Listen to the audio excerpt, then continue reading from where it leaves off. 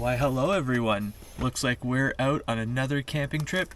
I'm outside in the winter for 2 nights. I got a whole slew of new camping gear that I need to try. So got good food, great weather coming. It's gonna be nice and cold. It's gonna be a fun trip. Glad to have you along. So this trip is going to be a bit of an interesting one for me. My friends at Pomoly have actually supplied me with a bunch of new camping gear to try out this year.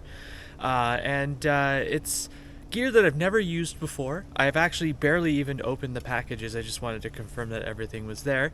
But they've given me a few things to test out in the next coming days. We're going to have some snow, hopefully. The temperature's going to go down really cold, and just wanted me to test it out and kind of give my honest review of what I think about the products. Now, I've been buying stuff from Pomoly for several years now. And I've never had an issue with their quality or their customer service. I'm not glazing them, this is just honest to God. And so I was really happy that they reached out to me and said they wanted me to kind of test out some new stuff that they're launching, or they've launched this year. So cool thing, I have a brand new wood stove that I'm going to try. I've taken it out just to make sure that everything was there, but we're gonna do a fresh burn in. We're gonna see how it works, and see if it gets me through the next couple of days. They also sent me one of their new tents. This one is called the Barracuda 2.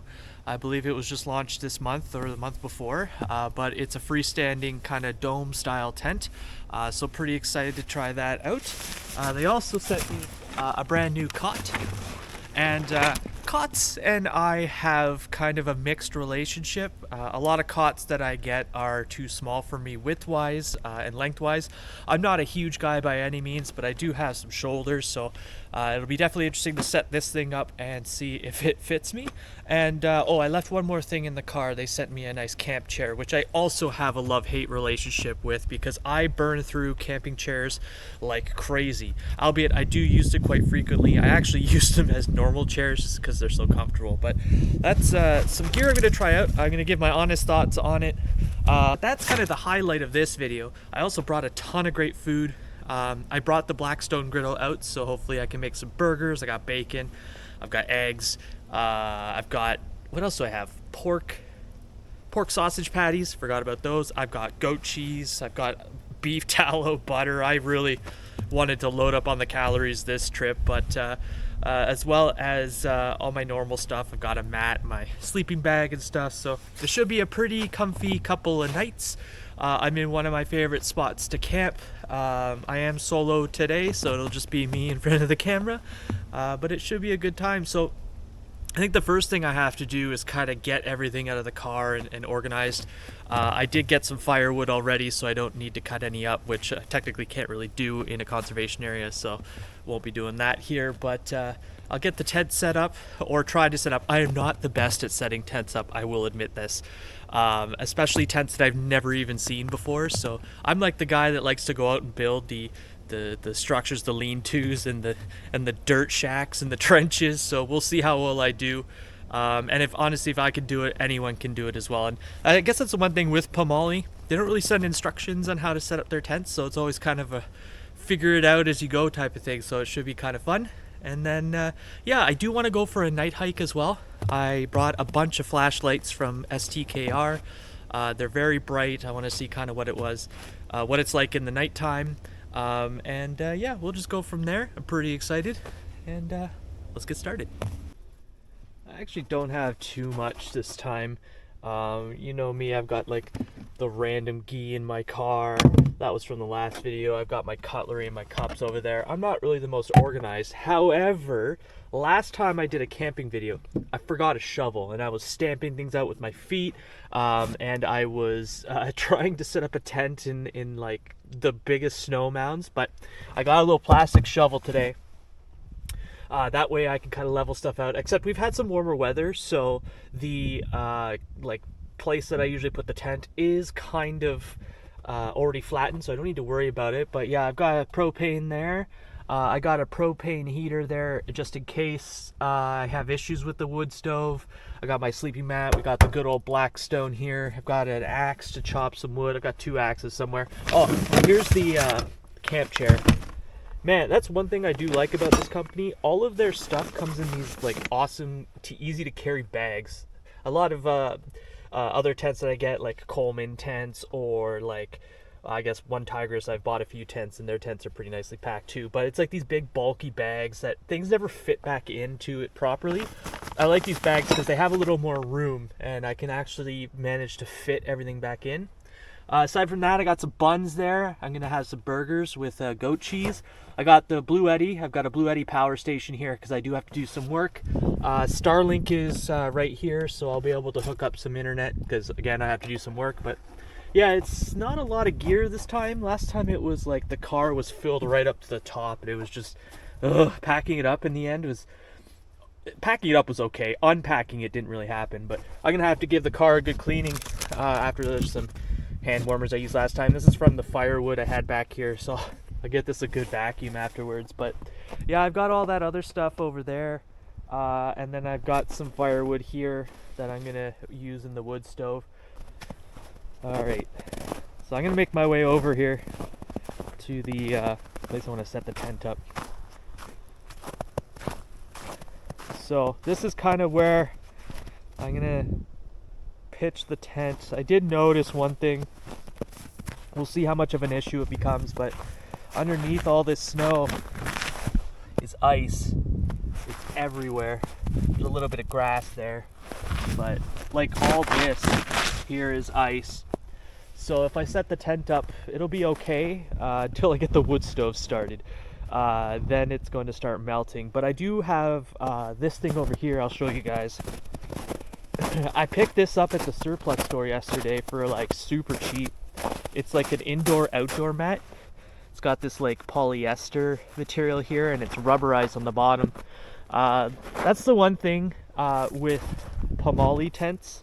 Actually, all tents that aren't kind of made in North America, they typically don't have a floor in them.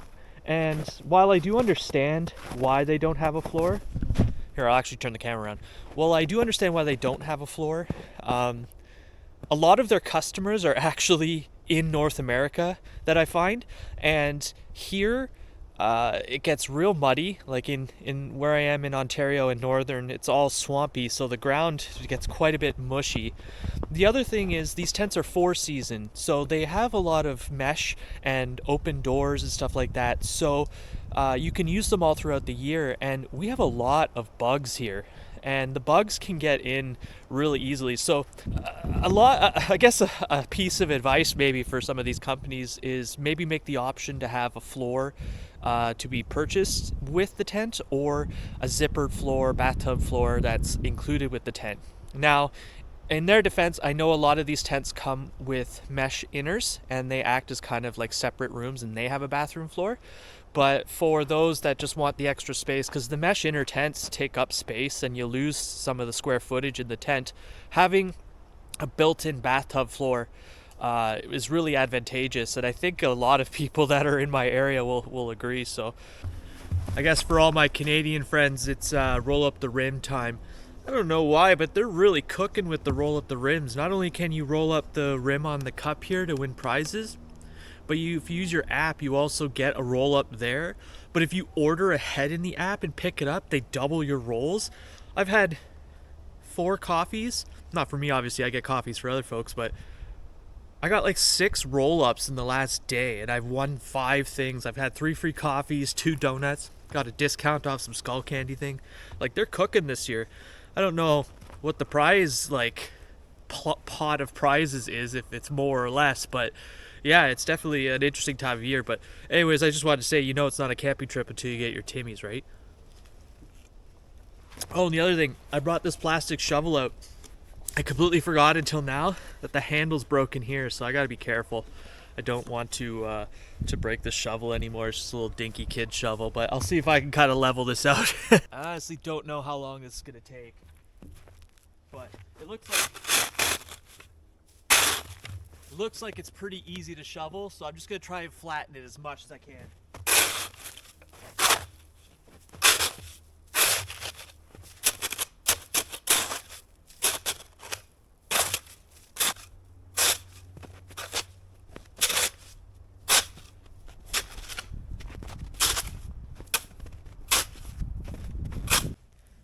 Alright, so I got the tent here. Like I said, it's called the Barracuda 2. We'll open it up here. I kind of look at what's in there. Give you an idea here. Cool thing I noticed too about Pomoly gear is that the bag that their products come in are typically made of the same material that the tent or the cot or the chair is. Like the chair and the cot, the bag is like this cotton canvas material. This is more like a ripstop nylon style. Alright, so included in the bag here we have, as you can tell, steaks. The nice thing about Pomoly tents is they usually come with meaty steaks. Yeah, so these are kind of the usual ones that I see, except these ones seem to have their branding on there. It looks like they're almost powder coated.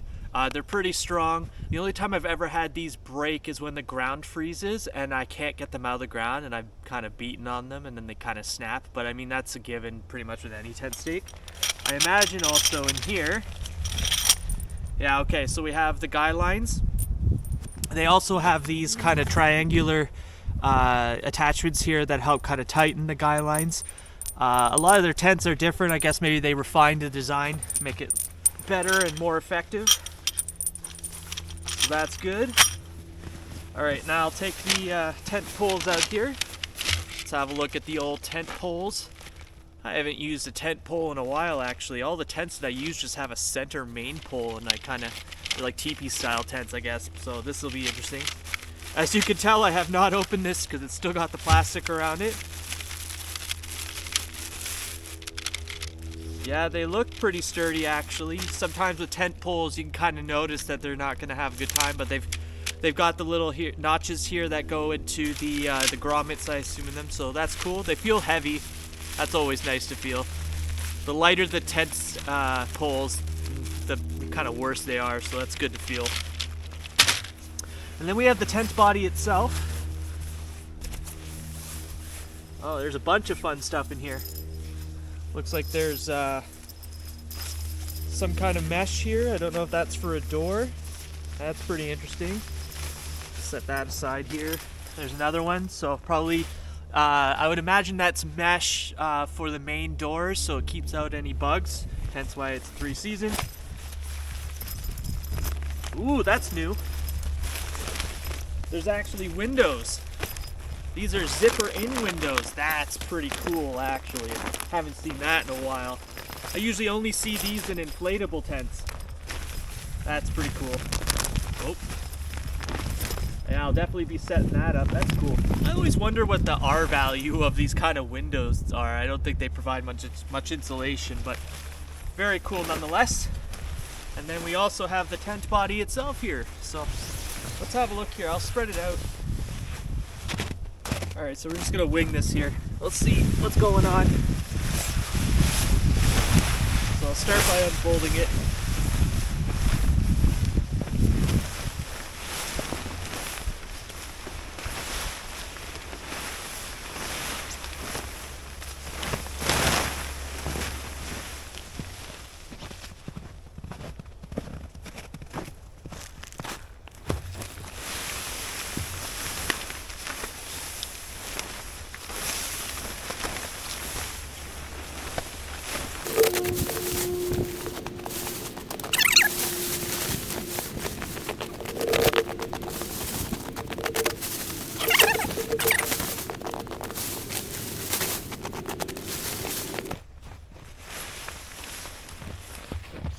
Yeah, that is quite a bit bigger than I thought it would be. Wow. Now, the reason I'm surprised is because sometimes when they say 2-person tent, it's like a 1-person in gear, a 1-person gear with wood stove. The Chalet 70 Pro is kind of like that. Without a stove, you can fit 2 people in, but with a wood stove, it's like 1-person gear and 1 wood stove type of situation.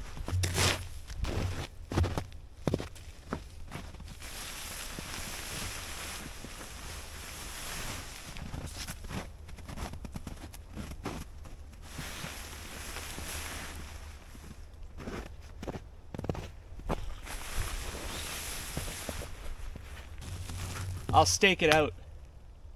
But I kind of want to see if I can set it up without staking it out. I see on the corners there are places to put the tent poles, so we'll see if I can get that to work.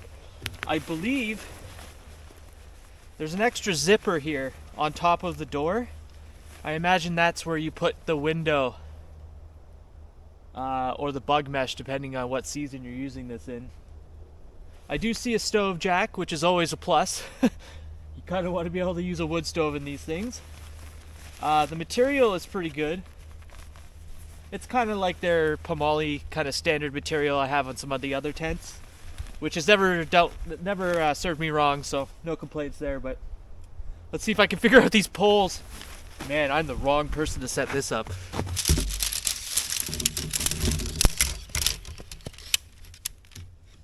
I don't know why, but these always remind me of like spider legs. Maybe because they're so segmented. I don't know, it's weird, I know. So, with a tent I've never set up before, I like to set up the poles and see which ones are longer, which ones are shorter, and then kind of go from there. Okay, so I got all the poles set up here. It looks like 2 are longer than 2 others, and then we got this like short little runt here.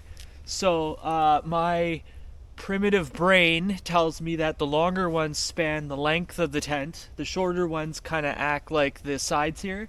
And then, much like those tents that have like a small awning, this will kind of like go in the middle type situation. So I'm gonna kind of figure this out. Yeah, I see here. Okay. So first things first, I'll take this shorter one here,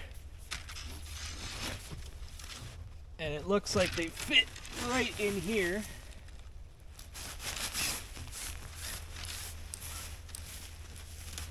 Oh. That's actually pretty cool. So a lot of times with these tents, when you push a pole through, it'll actually get caught in the material, and you're gonna have to like finagle it and get it through. It's actually pretty smooth. Oh, I spoke too soon. I'm gonna have to finagle it.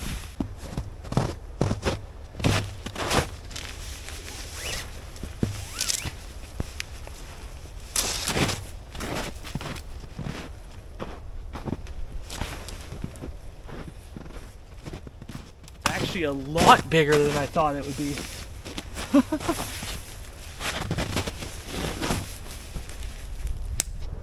Super long ones first. Took these out because it just wasn't popping up. Once I did that, it was fine. And now I'm putting in these crossbars.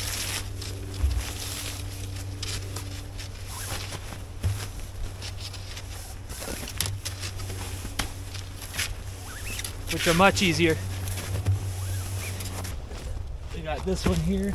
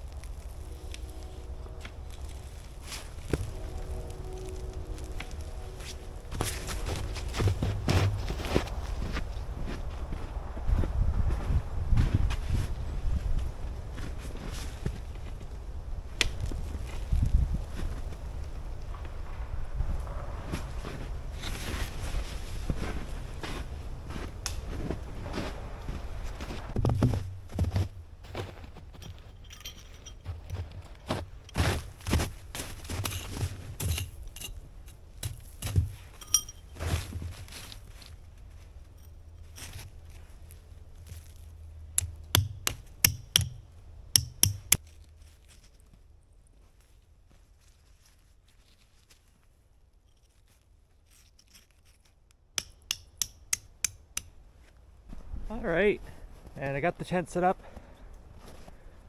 and yeah, I'm not the sharpest tool in the shed, but this one kind of took me, it was roughly about 20 minutes to set up the first time.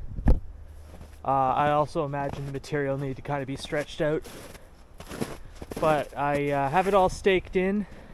Honestly, it's a lot bigger than I thought it would be. And I haven't done the guy lines yet. I might do the guy lines.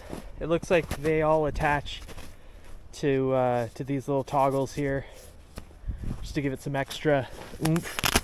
Oh yeah, we've got kind of windows here, or sorry, ventilation, vents is what I'm trying to say, vents. And they kind of help keep everything open. This is hard to do with one hand, isn't it? You can do it. You can do it. There, I did it. They kind of poke out like that. Extra ventilation is always good, especially when you're using a wood stove. I don't think the ground I'm on is the most even, because when I was going to peg it in, it looks like this side was up higher, but when I staked it down, it all worked. So yeah, if you go to set this tent up, you want to do the long main poles first. You clip them into the other side, and then you come over here, and there's a side with a little tab here that you could tighten. You put that in after, because then you loosen it up and everything fits better. Staked it in pretty good. Once you're done that, you put in these kind of shorter poles, and they go in pretty nicely. And then the last thing you do is that center pole there that kind of acts as a kind of a mini awning. But what I imagine I'll do next is I will pack in snow on the sides here so that wind doesn't come in during the night. But so far, pretty impressed. I'm actually going to open up the rest of these windows. There's the good old stove jack there that I have to address. And then once I'm done, I'll open up these doors and I'll put in the windows. And yeah, that'll be pretty cool, I think. And then I'll show you on the inside. I haven't been on the inside yet, so we'll kind of explore together. Oh, looks like I have to change the battery on my camera though. Man, that's the thing about the cold. Batteries die so quick. But honestly, look at this door. That's me. Like, I could just walk in there. That's crazy.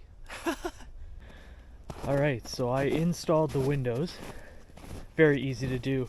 They actually just connect to this outer zipper here. The door that was here, or the door you kind of see in there, it's on a zipper rail behind this zipper, so they still stay intact. It's actually not that small. I thought it was going to be smaller, but it's actually pretty big. Here, let's go inside. Zippers, they look like YKK. It's very smooth. But yeah, we'll get into the tent here.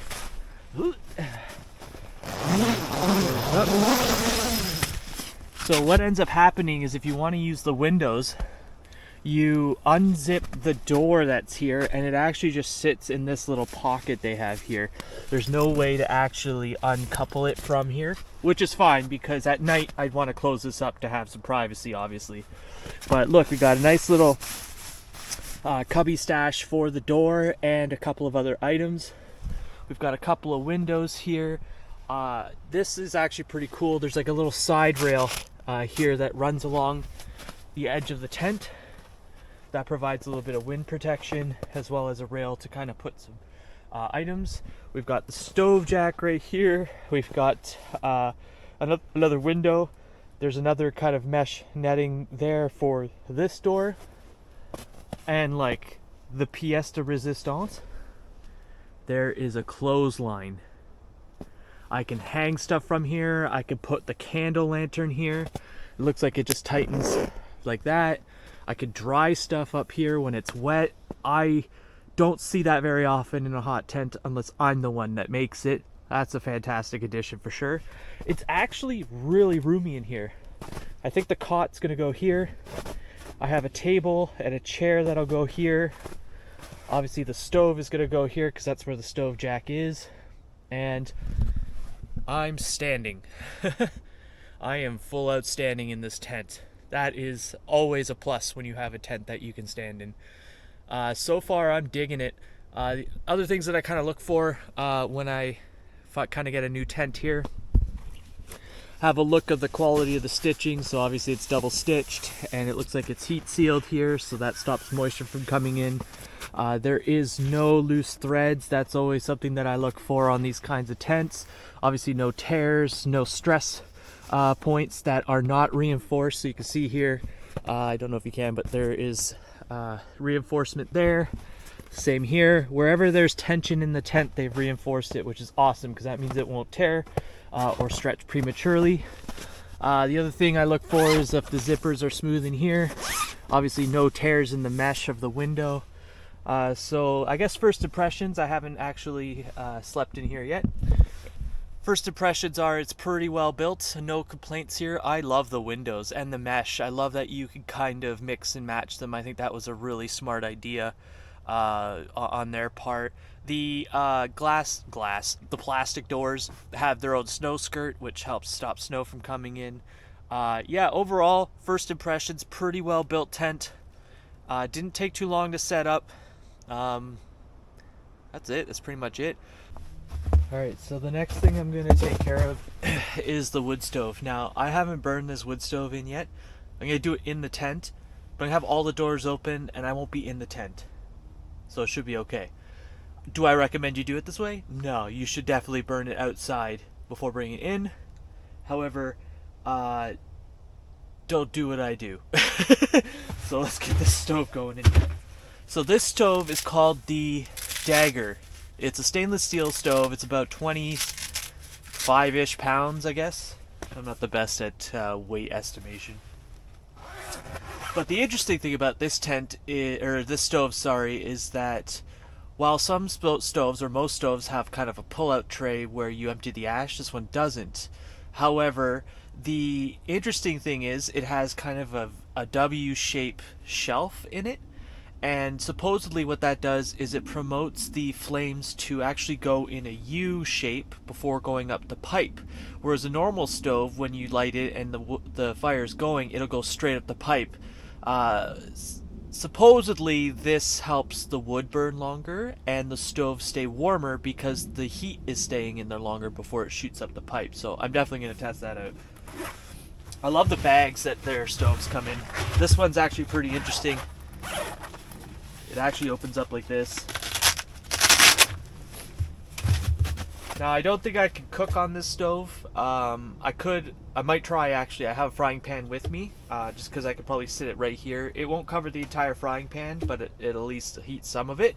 And the interesting thing too is that I could probably put a kettle on here. But let me get the stove out. Comes with some legs that you just hook here,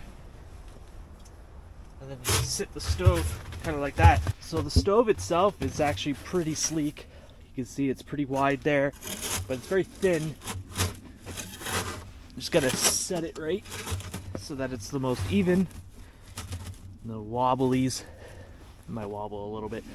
But yeah, stovepipe goes here. It actually has like a third piece. Normally you have something that fits here and then the pipe fits in, but it actually has like a coupling here. And that's to help creosote from not leaking through. Sometimes if you burn a lot of soft wood, you get this like black tar that comes through the pipe that supposedly stops that. But yeah, it's got a few vents down here. There's some vents on this side, it looks like. Yeah, down here, which is pretty cool. Door opens like that. As you can tell, I haven't even opened the pipe yet. There's still plastic on them, so I'm gonna get that done. But it looks pretty interesting. I'll get the pipes all sorted out, and then I'm going to give you a quick look inside the stove so you have an idea of how it works. And yeah, so far I like the design. We'll see if it keeps things warm though. That's the big test, right? Alright, so I got everything out. So this is that little coupling piece I was talking about that kind of sits back here. It slides in here and then twists, and then it's kind of stuck there. They give all the usual bits here, so we've got a wrench, Allen key, and some replacement bolts and nuts in case things break. They have this, I believe, which goes around the chimney pipe, which you can hang stuff from. And I didn't know what this was at first. I had to kind of research this a little bit. It's actually a fire poker stick. It's extendable too, so you can reach the back of the stove. Never had one of these before, but I think it's a pretty cool idea, so I'll give it a try. Now this is kind of heavy grade steel. I don't know the exact number.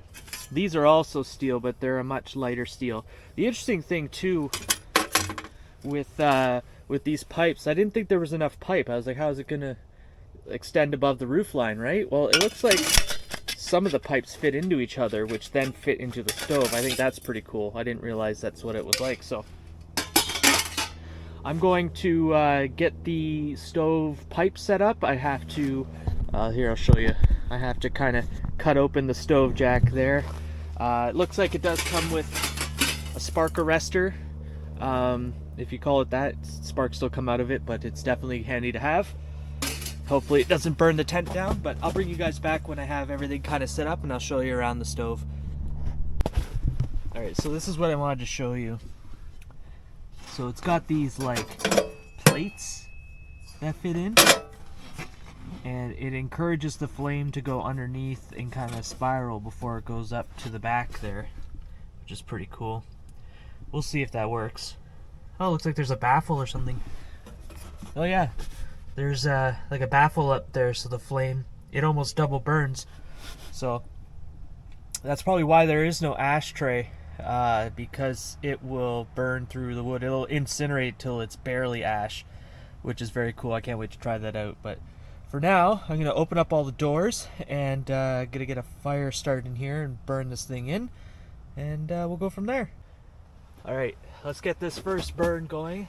As I said, you don't really want to do this inside of a tent or anything, but I have all the doors open and I'll be outside, so it won't really affect me. But first thing I do is I typically open all the vents. There's one here.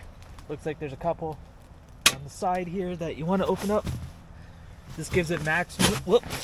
There we go, sorry. This gives it maximum airflow. Is there one on this side too? Yeah, there is.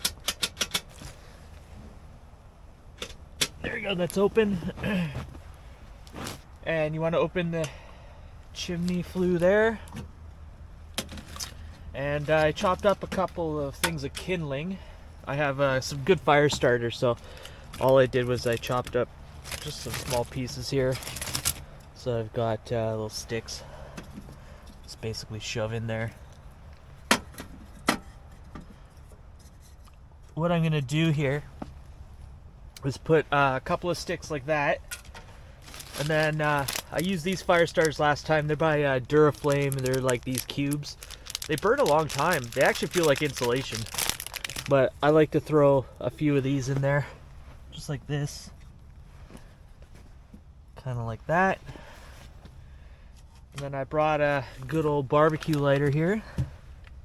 We'll see if I can get this going here. Take off the child lock. See if it starts. Is it empty?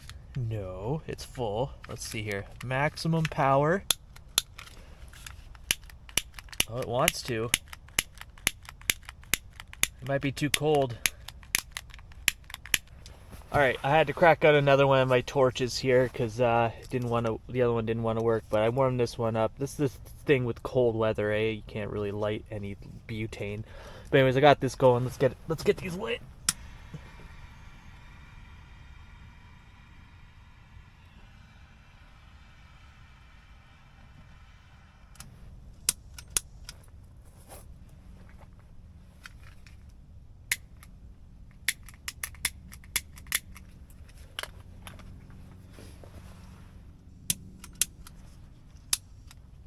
This one stopped working now too. This happened last time.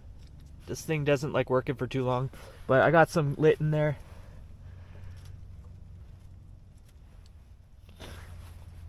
Let those go. See if I can get this one going.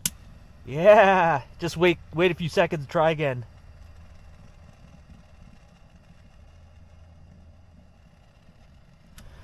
Alright. Now we're cooking. Alright, so I'll get a couple of these going too. Just on the side here. You don't want to smother the fire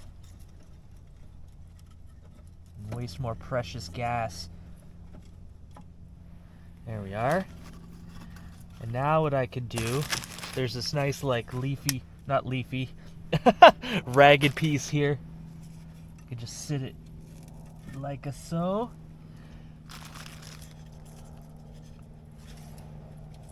Nice. I think that'll be okay. Take my gloves off so I don't fry anything.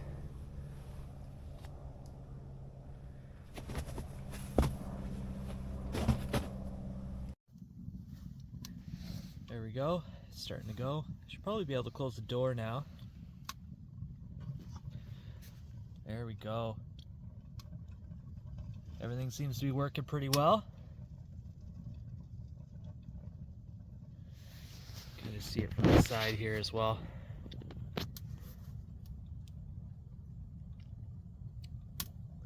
That's another thing I like about Pomoly stoves. Some of the brands that I have used, the ventilation isn't very good, so you have to keep the doors open. These ones, as long as you have all the vents open, they seem to work really well.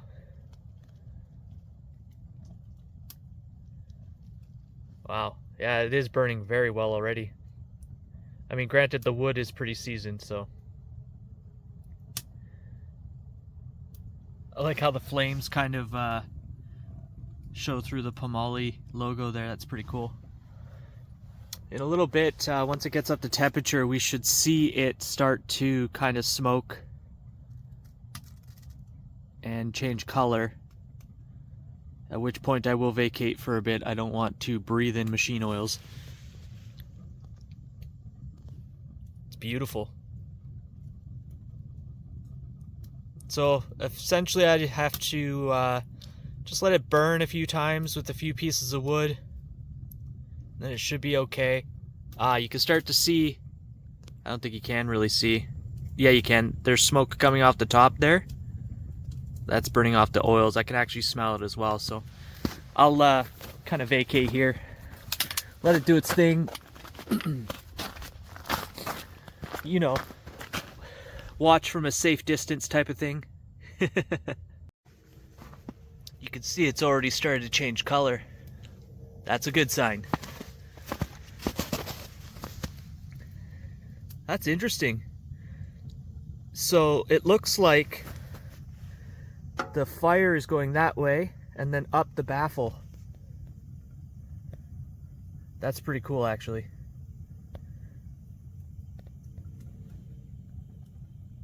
Huh.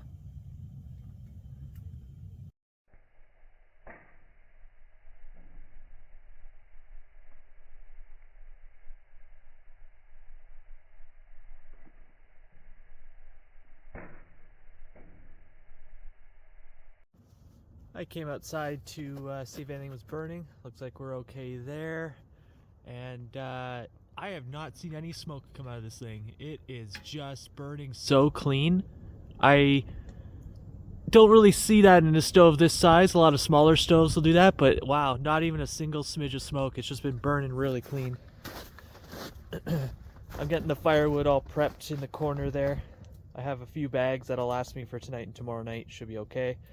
But it's kind of cold out. My hands are kind of cool, so if I stand in here, it doesn't smell as much anymore. You can see it's changed color quite a bit. The pipe as well is getting hot, so yeah, I'm gonna continue to empty this firewood into my pile, and then yeah, it's already really warm in here, so hopefully my fingers warm up quick. Alright, I guess while I'm waiting, not waiting, I'm tired of squatting and standing, so I'm gonna get this chair set up here.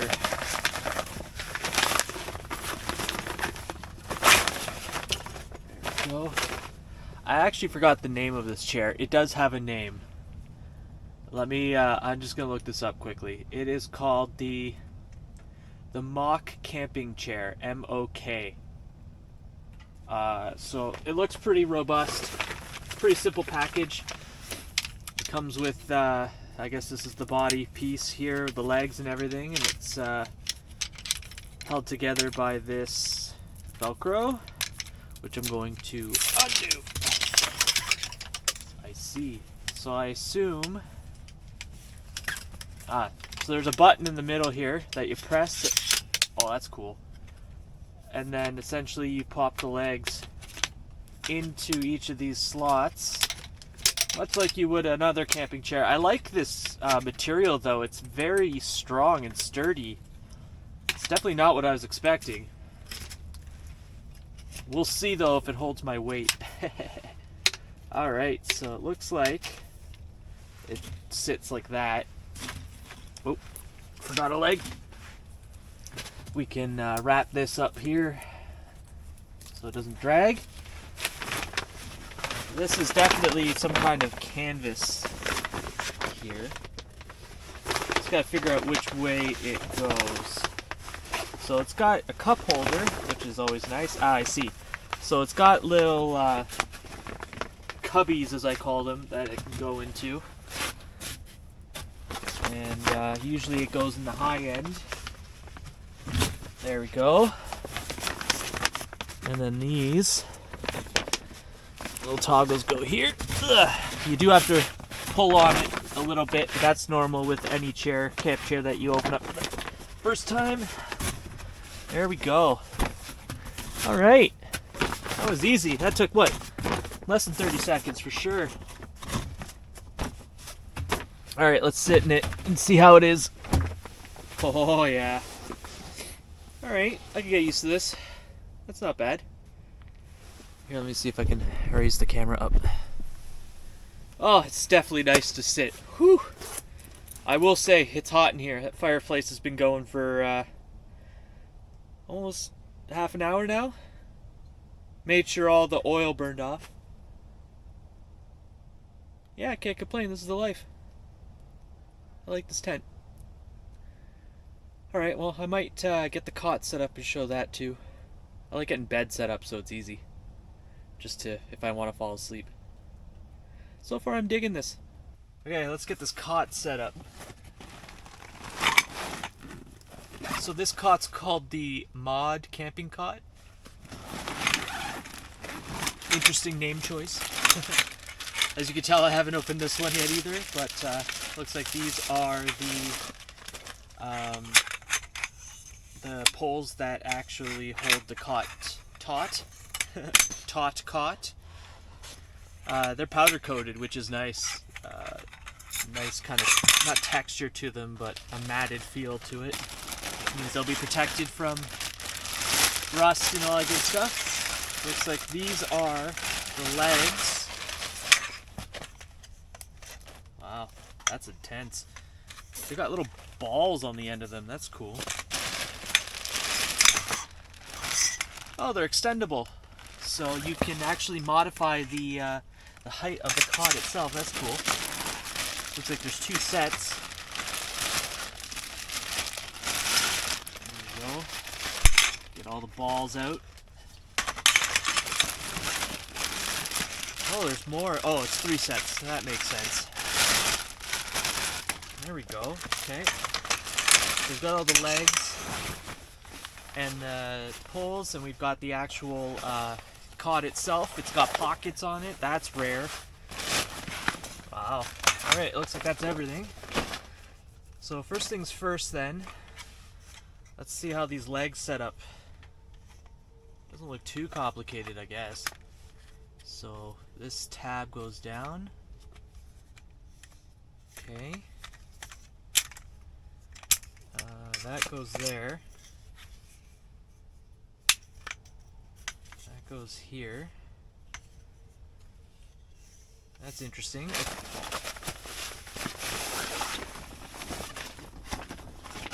Okay.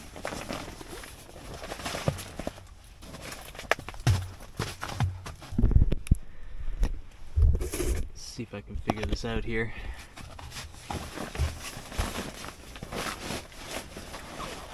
Alright, so that's the top. Okay. So let's get these put together first.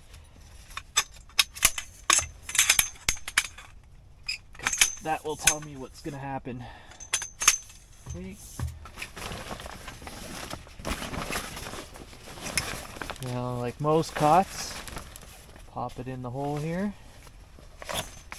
And, nope. Oh, I see. Gotta put it through here first.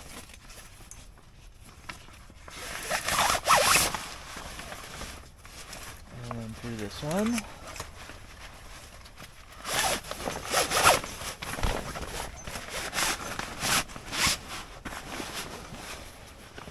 And then through this last one here.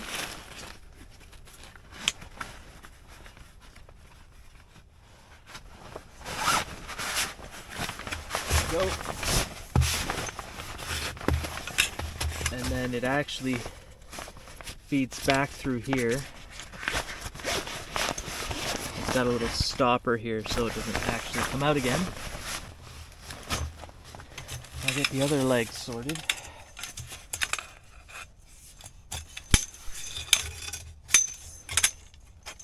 we go. I have to admit, this stove is working really well. It's got one log in there and I'm burning up. There we go.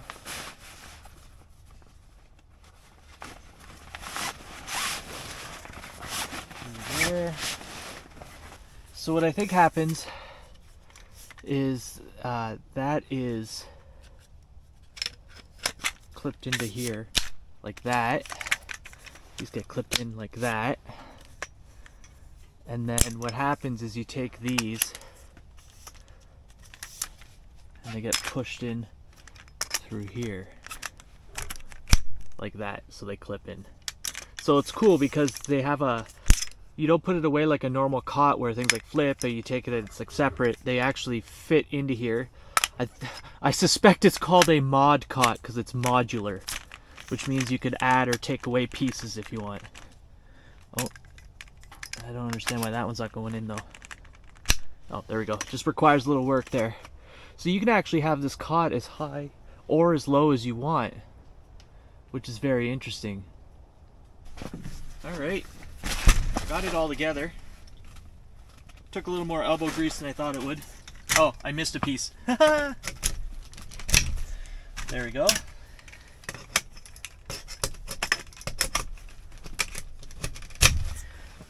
Once you get it, it's all right. You do have a little bit of, you need a little bit of arm strength to clip it into place, but it's not terrible. All right, so I will have to kind of fine tune it, I think.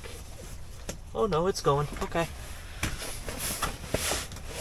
So as far as this tent goes, it is a little wide for this tent, actually. I could kind of shift it up, I think, here. Oh, and I don't believe this is where it should be either.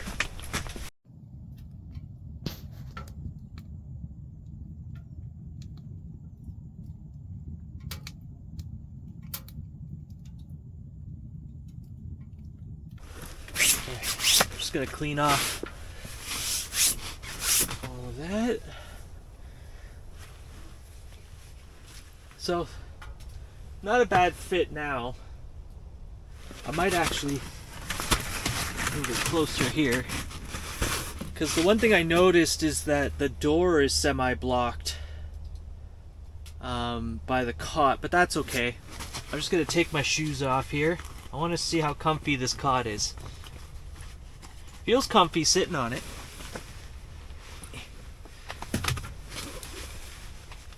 We'll see if it actually holds or fits my size. Oh yeah. There we go. Okay. Alright. Can't complain. Oh yeah. Okie doke. Oh, there's ice on it. Yeah. Don't step on the ice. There we go. I think I'm gonna move this mat. Oh. I have to admit, there's no fire really burning in that stove. It's still freaking hot in here. Whew. There we go. Wow, this is actually a pretty cool setup. Very interesting. I closed one of the windows behind me because, well, it was still warm even with the window open, but I wanted to see how fast it would heat up in here, and it did pretty good, so. Yeah, so far so good. Don't really have any conclusive thoughts as of yet. We'll see how it stands up. I don't know if it's going to be windy tonight. Maybe I'll guy out the tent a little bit. But, I'm thirsty. I need some water. Maybe I'll make a coffee soon, too. I'll have to start getting all the accessories in here. You know, lights and, I gotta get my air mat still. Sleeping bag in here. Now, actually, while we're sitting here, would I call this a two-person tent? Yes. Two-person, but nothing else. So no table. Maybe a chair. I could see one chair being in here. The cool thing is you could actually have one bed here and one bed over here. Let me show you what I mean here. So you could have this bed here, and then you could have another bed going lengthwise that way. You could actually, no, maybe put another bed here. But I'm thinking of putting a table there. And the chair stays there because it's right beside the fireplace wood stove. It's actually quite spacious in here. I'm shocked. I did not think the tent would be this big. And I love the windows. The plastic windows. You really, in my opinion, only find those on inflatable tents. But I'm pretty impressed so far. And I'm telling you, there's barely anything going in that fireplace and it's still hot in here. That's very cool. I might as well add some wood to the fire here. Starting to go out. Got little metal extendy, pokey fire stick, which is cool. Camera over here.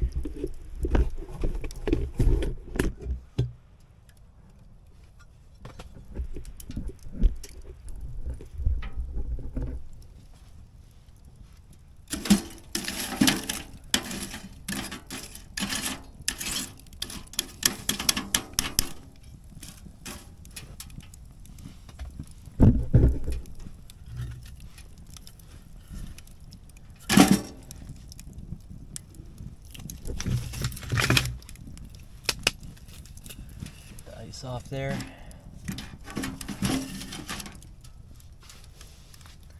And then we'll close her up. Open the vents a bit.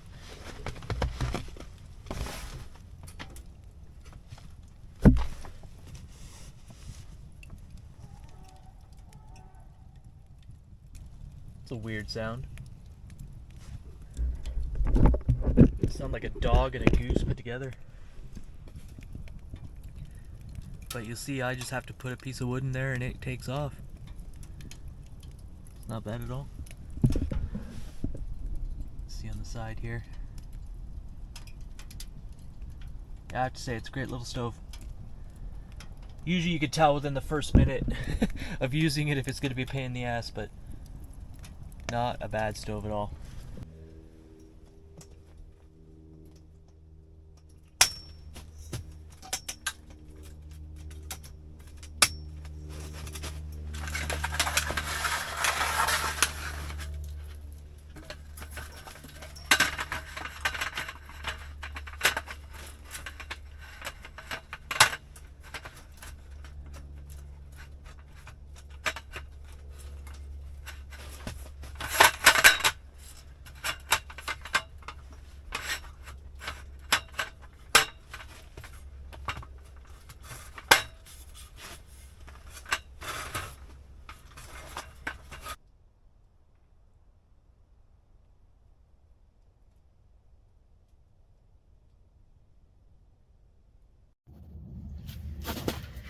Okay, it's starting to get a little bit dark, so I'll light the candle lantern here.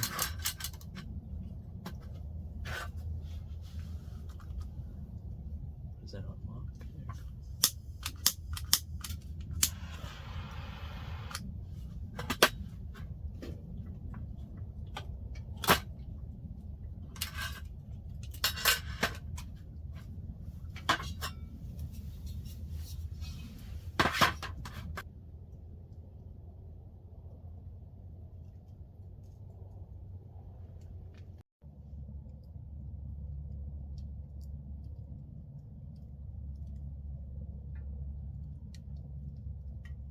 So I gotta charge up my little air pump here.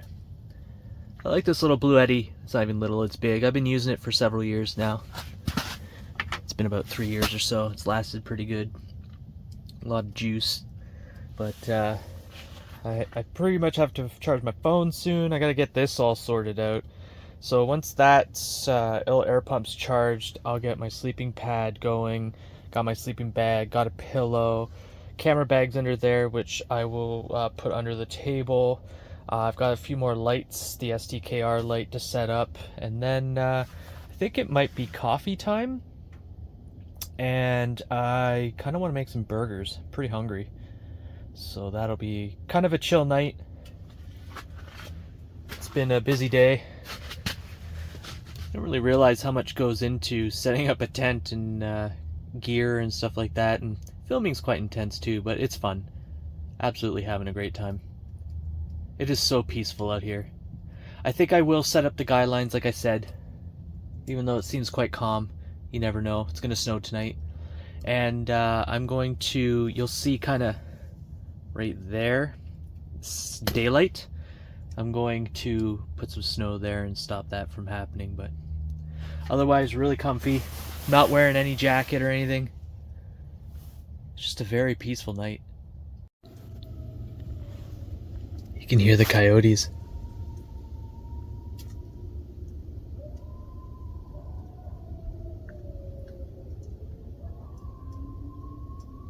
One of my favorite sounds of winter camping. They're close too.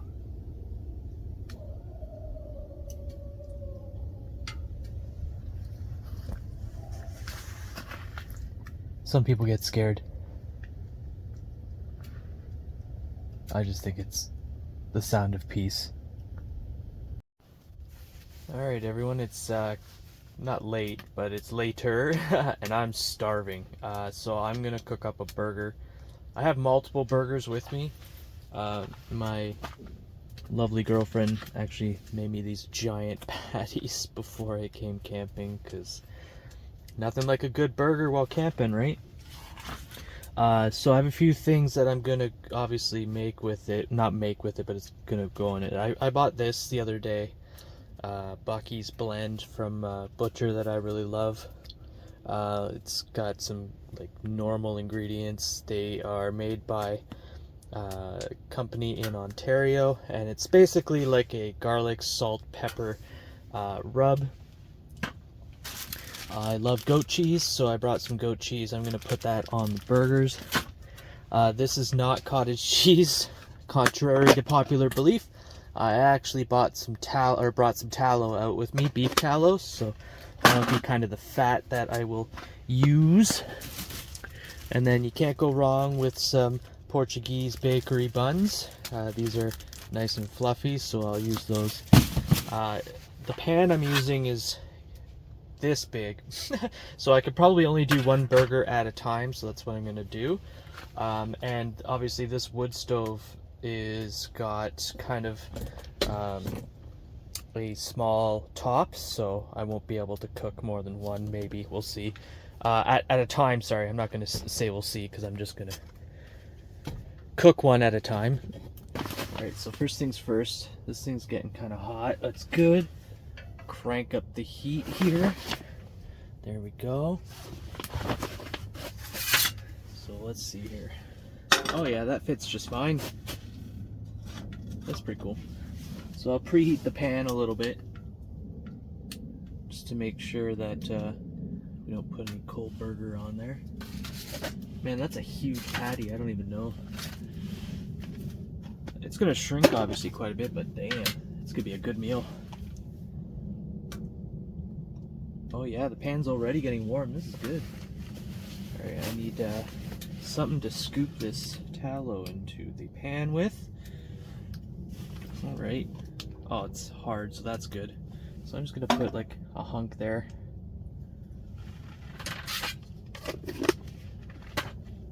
Beef tallow is one of my favorite fats to cook with.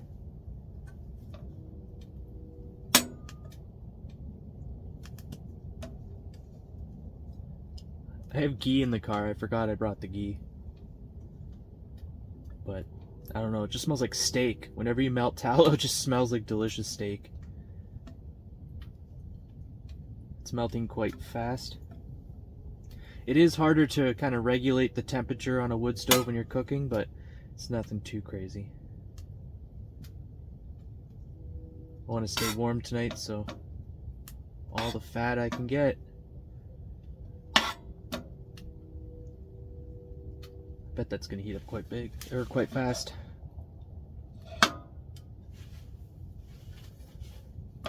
I'm gonna do my best to avoid splatters. I don't want any creatures visiting me during the night, but if they do, it's no big deal. There really isn't anything around here that can really harm you. It's a lot of fat, but that's okay.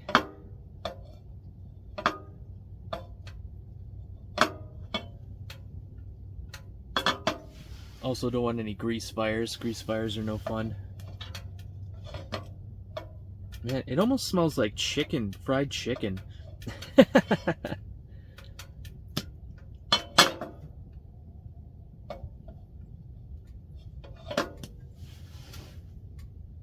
It's getting nice and hot. I also like tallow because it has a high smoke point, which is why you can use it in deep frying. Same with ghee. Use something like butter, it'll brown real quick and kind of burn. Don't really want that. I think this beef is also lean beef, so there's not a lot of fat in it. I could be wrong though. I mean, it does look like there's a lot of fat in it, just by looking at the patty there. So you can kind of tell it's heating up because the oil will get this like wrinkly texture to it. I don't know if you can see that in the camera.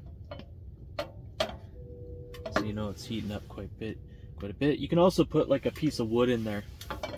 And if it starts bubbling around the wood, then you know that you're at a pretty high temperature. But I might actually be able to put the patty on right now. Alright, let's see here. Yep.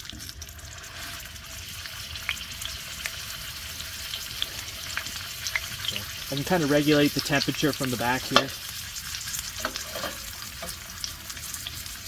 with the little flue chimney adjuster.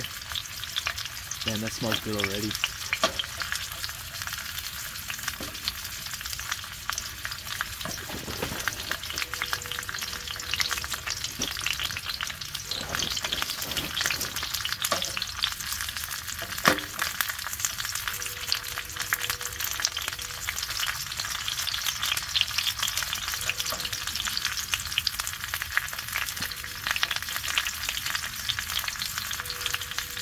I'll add the seasoning closer to when the burger's cooked because I don't want the seasoning to burn, as garlic tends to if you cook it on high heat for too long.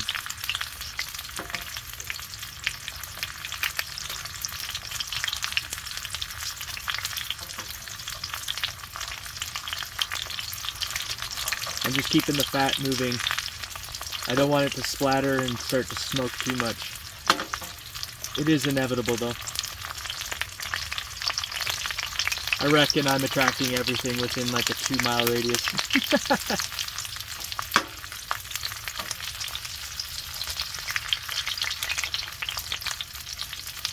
I can hear the coyotes.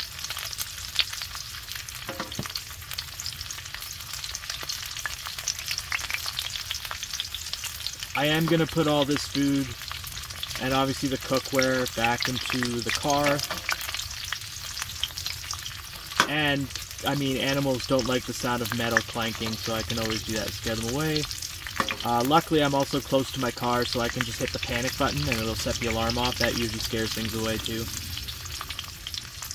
Plus, my voice is loud. They don't like too much noise. But, I mean, coyotes can be ballsy, I suppose.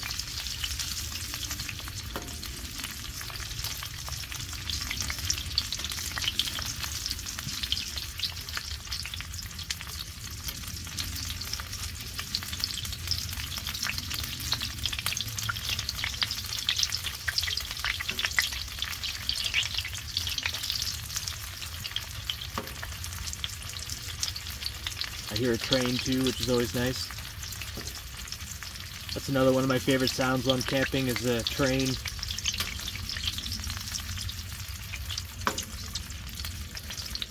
Alright, I'm gonna check underneath this thing.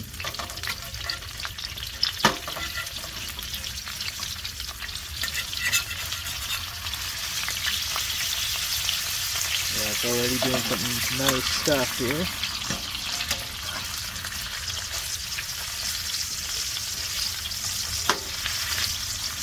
I hear them yipping, they're pretty close.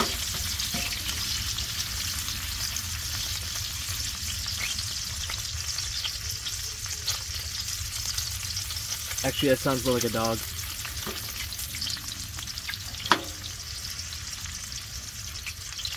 I have to say, for a stove with such a small top, it's cooking pretty quick.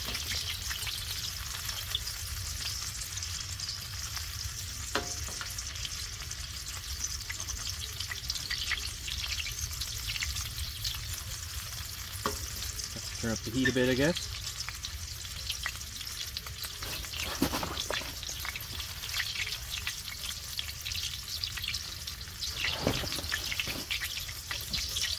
This stove's pretty good at burning wood. I think I've put in like a total of 4 logs in the last 3 hours.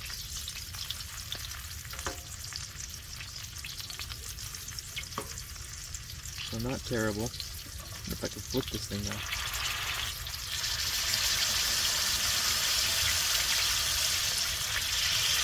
You start to see the fat from the burgers rendering.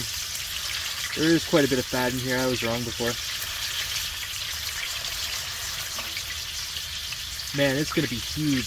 I'm excited.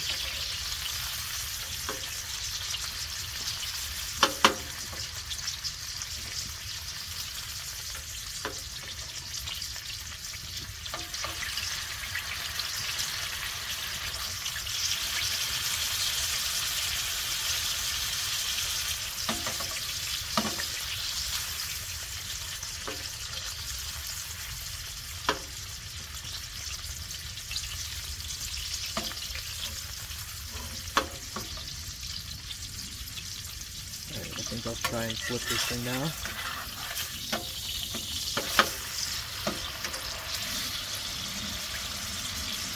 Not bad, not bad.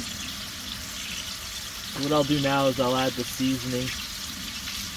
A lot of people are gonna hate me and tell me you shouldn't be sprinkling it over the food, it's gonna clump.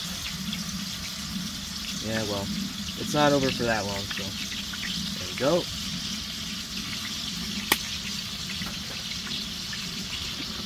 Let that cook away. Oh, that smells incredible. That seasoning is so good. Oh, I love it. Alright, I gotta open these buns now. Get these buns all cut up here.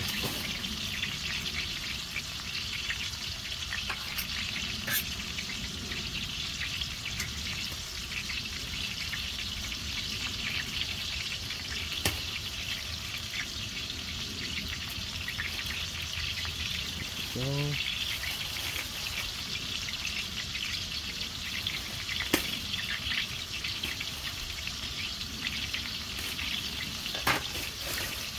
took a while just to get the bag open there. So I'm just gonna take my knife.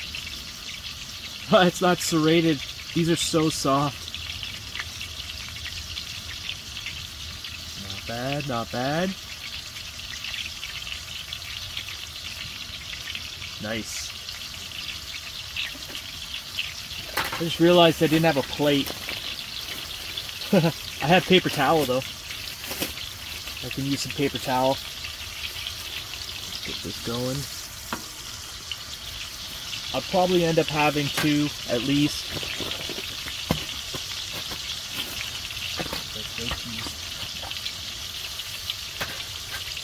Give me that goat cheese. Oh man, I wish you guys could smell it in here.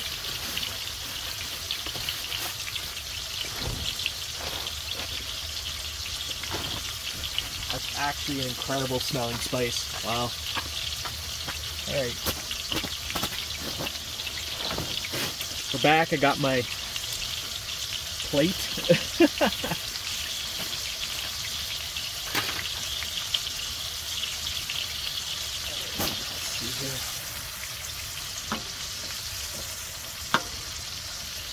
After I'm done eating, I'll make a coffee.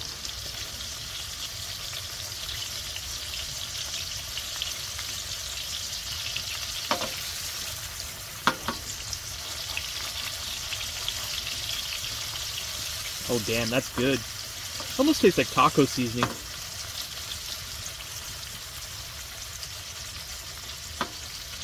It does have a bit of a kick though. I definitely taste mustard powder. I think that was also in there. Alright, crank down that so the heat stays in the stove.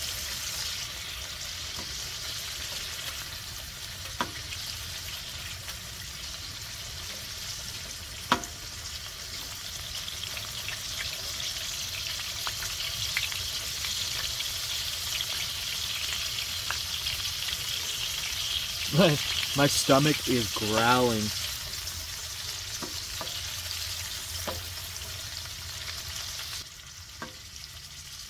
Alright, let's have a look here. Yeah, we're getting nice. Awesome.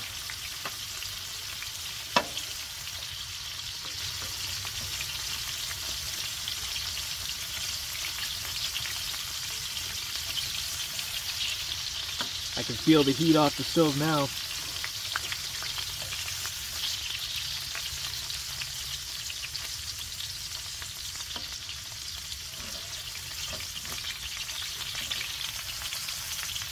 Yeah, I don't mind this as a little cooktop. A little bit of a smaller pan, it'd be perfect.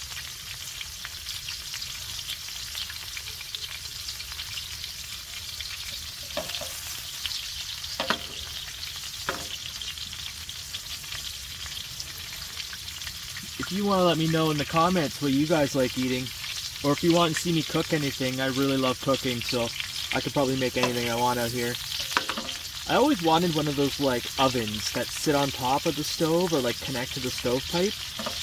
Then you could like bake bread and stuff. That would be awesome. Not quite there yet.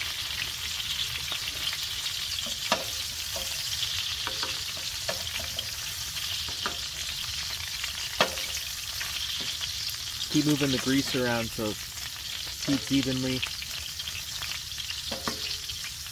I might actually make another one of these while I eat this one.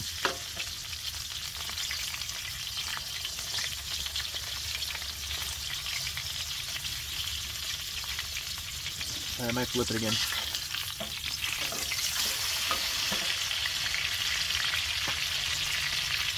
I can't resist, I'm going to add a little more of the seasoning. You don't need too much though, it is quite salty. That's good, it means it'll last longer.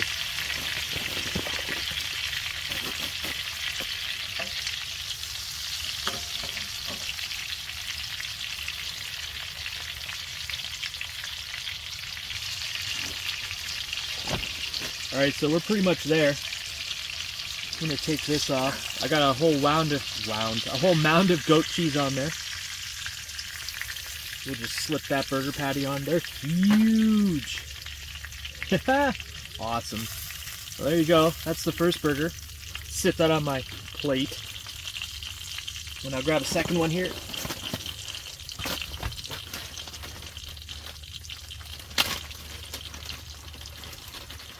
There we go. And we'll just slap her in there.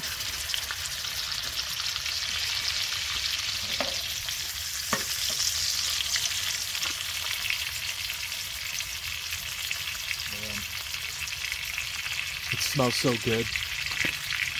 Whoop.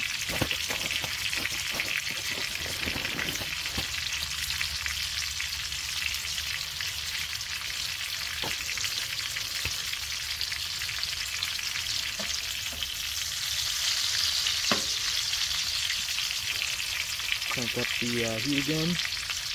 Probably chew on this burger for a bit.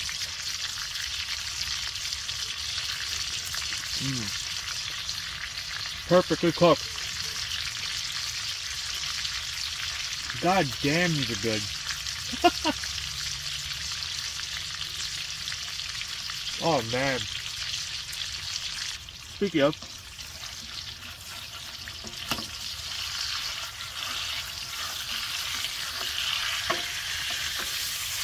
yep. Whoa!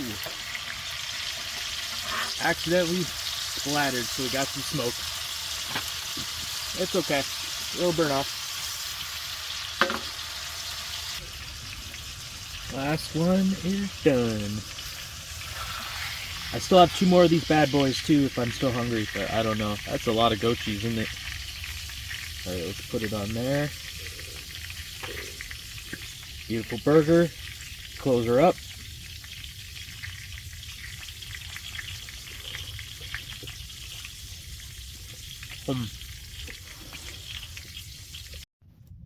Alright, so the fire's going pretty good, but I'm gonna kind of stir it up and see what we can get more heat out of it, because I gotta boil some water, right?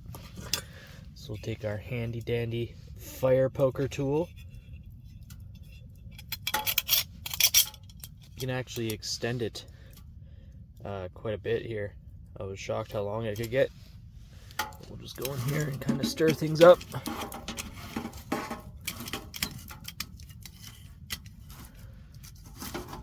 Still got a healthy bed of coals. Grab a couple of pieces here. Shove them back there.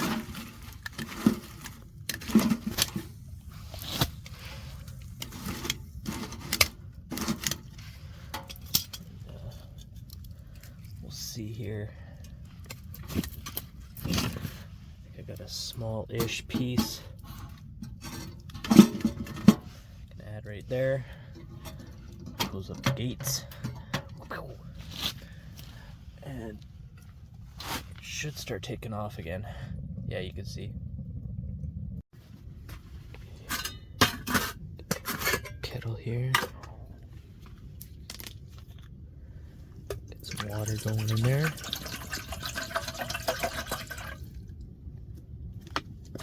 Add a bit more. There we are. Put that on here. And we'll see how long it takes to boil. Alright, so I just realized that the candle lantern went out. These candles do last quite a long time. So, put that down. I'm going to change it. So basically all you do is you just pull this piece out here. Kind of looks like a giant bullet. And then you twist it. There's a little spring. You don't want to stretch it out too much or it'll lose its springiness. There you go. Effectively, you just want to like break it free. I guess you don't really have to be honest. But anyways, you take your new candle and you put it in there. Sometimes it takes a bit of work. There we go. It's in there now. And then you just sit it back on top. Nope, I do have to take I do have to take out the candle. A little bit at the end here. It's not that hard. You just kind of work it out of the spring here. Oh, there we go. Oh, I kind of bent it out of whack there. That's okay though. I just need it to spring. There we go. And then you line up the thingamajiggers. And you've got a new candle and a little bit of mess. So all you do is you pop this back in, tighten it like that.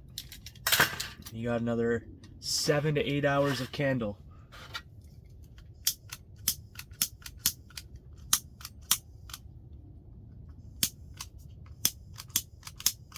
If it wants to light. There we go. I think it's getting low. That's why it's doing that to me. Yeah, you're done. You put the glass back up. Bob's your uncle. You got a new candle.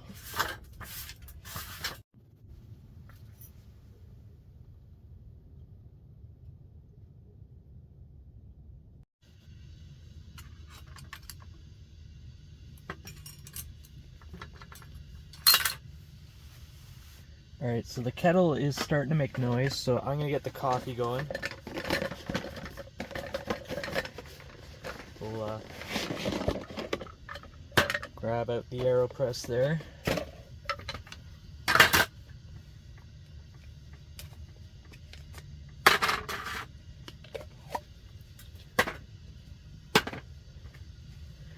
Get these filters.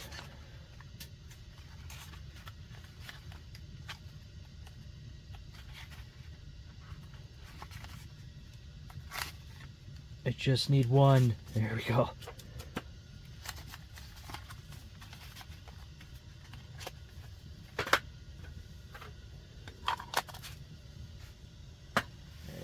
go. Just gotta get a coffee scoop.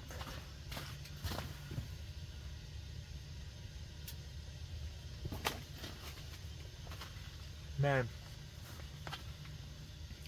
I'm still eating that second burger. It's so good.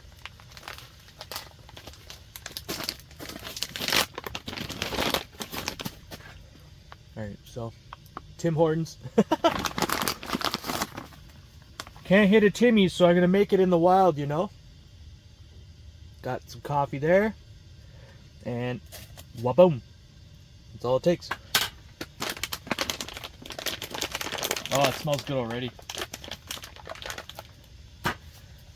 Alright, I'll get out the old Yeti Rooski. Put that on there. And now we wait for the water to boil. I'll bring you back when it's done. Alright, I got some boiling water. Woo! That snuck up on me. Usually the kettle's louder, but wasn't that loud. Alright, let's fill this bad boy up. Oh, I can't see with all the steam. There we go. Pop on the old lid. Push it about half an inch in. Let it sit for 60 seconds. Percolate, if it were. And then I'll push it through and we'll, let's see here. I forgot sugar. So I went to the dollar store. And I got golden sugar. Usually like white sugar, but maple syrup's also good. And I've had brown sugar in my coffee before, which is also pretty good. I just gotta open it up. Don't want to open it up too much though. There we go. Just got a little opening there. If it will focus. There we go. It's kind of important not to let this thing go for more than 60 seconds, because damn will it be strong. Unless you like really strong coffee, then have at her, you know. I also got cream. Let's see here. Ah, still cold, not frozen. Good old half and half.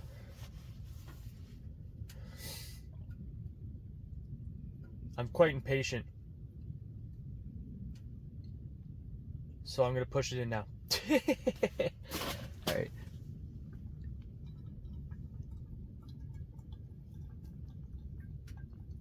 Apparently you want to go until the hissing stops at the end.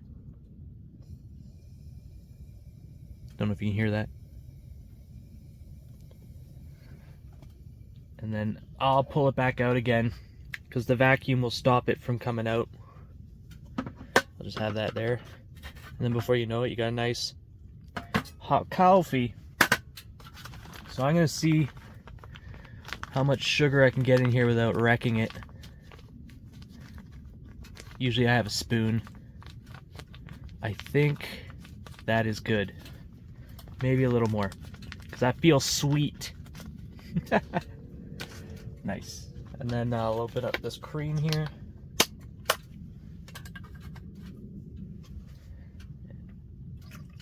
Pour that in until it changes color. Now we'll stir her up.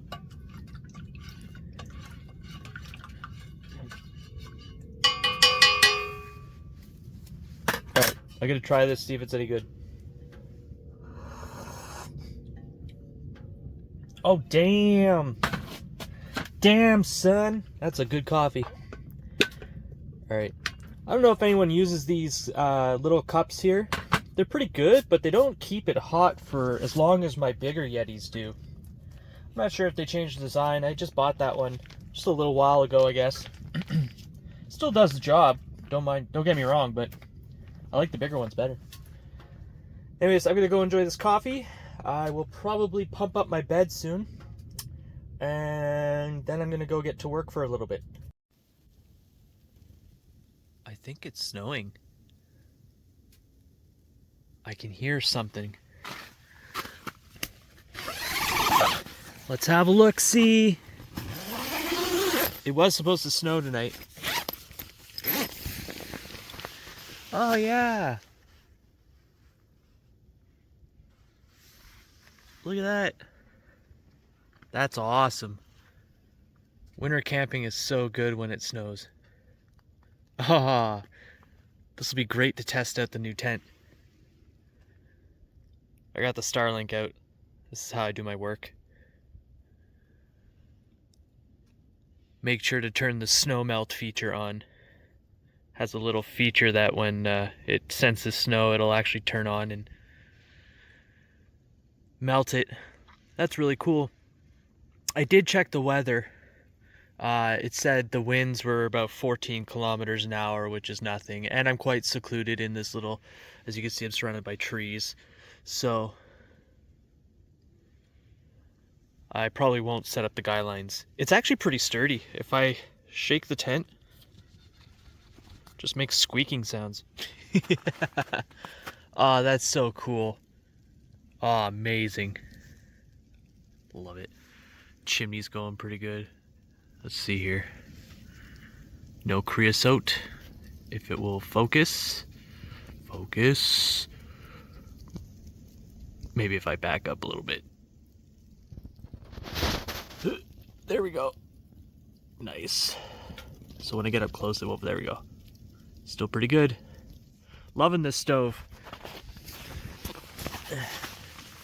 I just actually put in another log here. A big one too. Oh, let me turn off that light. Red light's cool. Anyways, yeah, I just put another log. It's ripping. I might turn it down. That'll run for like at least an hour and a half, 2 hours. So far, the Dagger stove, I'm digging it. It's quickly becoming one that I really love. Easy to start, easy to keep going. No hassles. And it keeps me warm. Can't complain, right? Anyways, I gotta go back to work. Bye.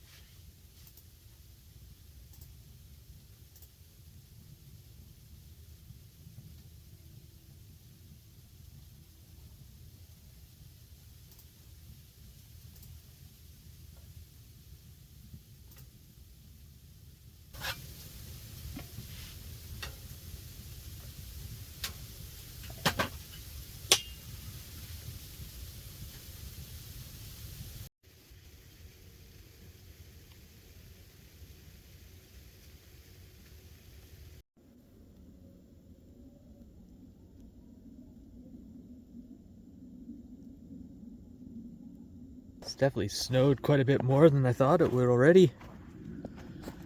Looks like the tent's holding up. I'm not too worried about light snow, but I do understand that at the top here it might start to build up, but I can always pound it off.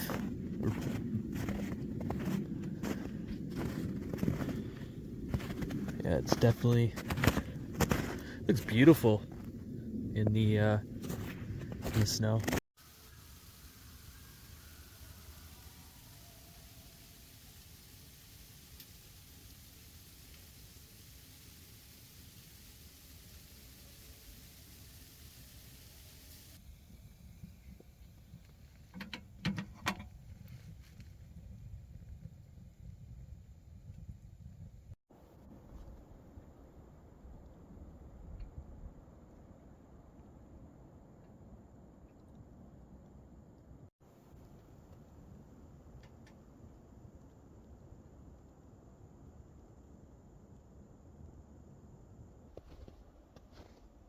Good morning, everybody.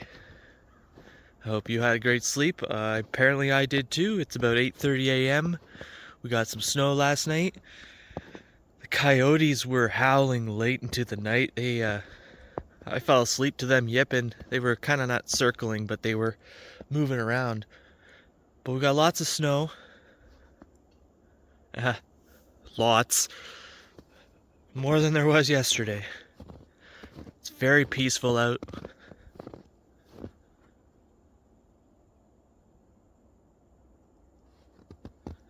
It's going to be a little bit colder today or tonight, so I'll have to bundle up a little more for bed, I imagine.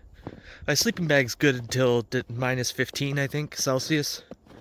But it's getting down to negative 11, so I'm going to grab the food bag here. Nope. Coffee's on the other side. I get the food bag too and get some breakfast cooking.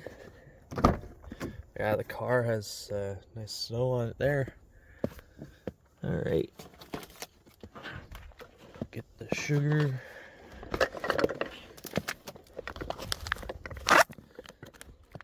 So the plan now is to get some coffee going and maybe some breakfast. I am pretty hungry, and then we'll see what the day says. I got the wood stove going. I let the wood stove die last night because I didn't think it'd be that cold, and it wasn't, so still comfortable. But it's beautiful, even though there's no sun today. Just a beautiful white blanket. Alright, I'm gonna get some coffee going so I can wake up further.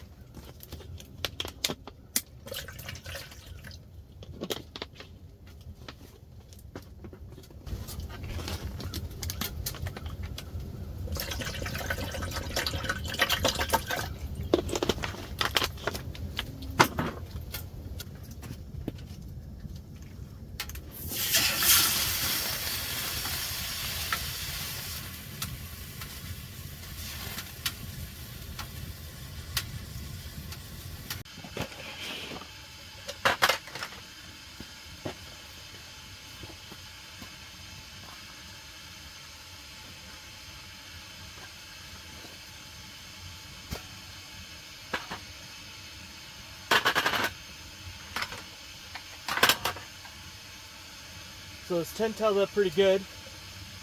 I know it didn't snow a lot, but I was very comfortable in it. I was able to get out of the doors in the morning. That's always important. Some tents in the morning when there's too much frost, you can't actually open the door and get out. This one not so bad, but I think it's just because it was a warmer night. Stove. I just put in a couple pieces of that Duraflame fire starter I used yesterday, and like 3 pieces of wood. It fired right up. It's actually already boiling water, and I've had it on for maybe 10 minutes. So can't complain there. I really enjoy this stove. The fact that it can fire up so quickly without me having to have the door open or blowing on it, it's actually quite fantastic. So this is quickly becoming one of my favorite stoves that I'll probably use throughout the year. Even if I'm summer camping or spring camping, I'll take a wood stove with me just in case for those off nights when it's chilly. I use a lot of propane for cooking. I don't really want to use it to heat, you know. That water's already boiling. That's crazy. The power of fire.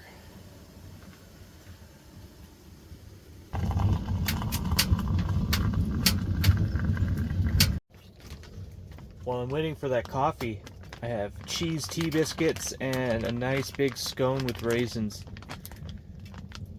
Girlfriend's mother was kind enough to give me some of these on my camping trip. I jokingly called this lammis bread. I don't know if there's any Lord of the Rings fans out there. But that stuff will keep you going even on the coldest days. Speaking of keep it going, this stove is roasting. Whew. I gotta turn it down here. Sweating. One thing you'll have to remember if you do decide to get a wood stove like this is that the parts get really hot, so have some fireproof gloves on hand, which I do in the car, or this stove actually came with that fire poking stick. It's got a door handle opening mechanism, which is pretty cool. It's got a little slot that you put the door handle thing in. It's pretty cool. All right. We got the coffee here. I got my bag of dollar store sugar. Let's get her in there.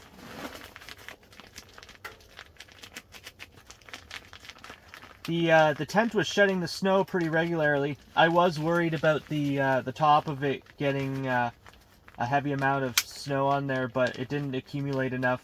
But throughout the night, I could hear it running down the sides of the tent, so that's pretty cool. I can't get the sugar out. I don't know how much I've put in. I know the steam in the sugar is not a good idea, but we're winter camping. Okay. And the cream didn't freeze either. That's pretty good.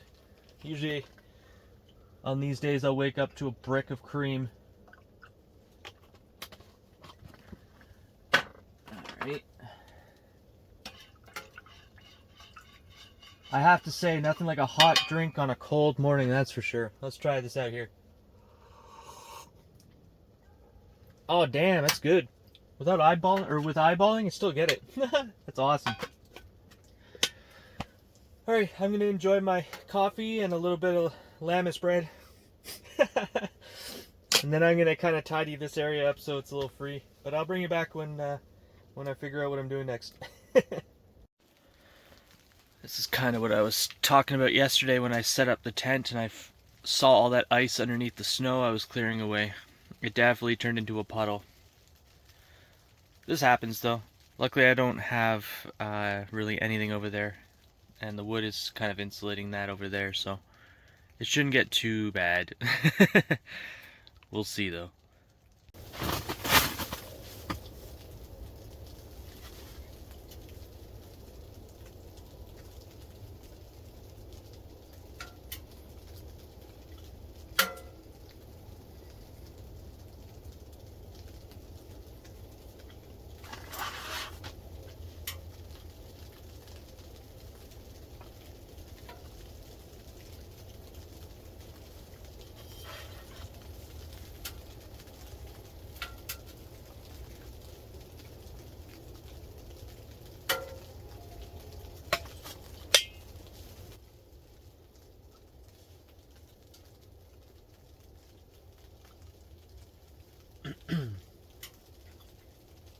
I don't see any tracks around the tent, so I don't think anyone came around coyote-wise. I mean, it was snowing pretty heavily, from what it sounded like, so I imagine things stayed hunkered down.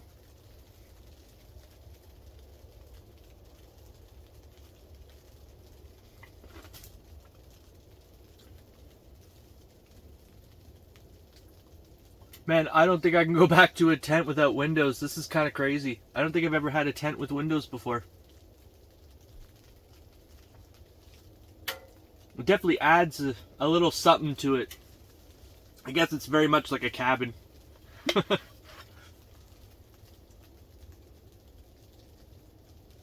And they don't even give off much cold. I had wondered, but I mean, it is just tent fabric over there, right? So what's the difference? And this seems a little more heavy duty.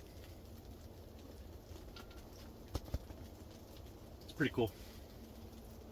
You do have to wipe the frost off though, I noticed. Unless I get the wood stove really hot, but it's too hot in here already.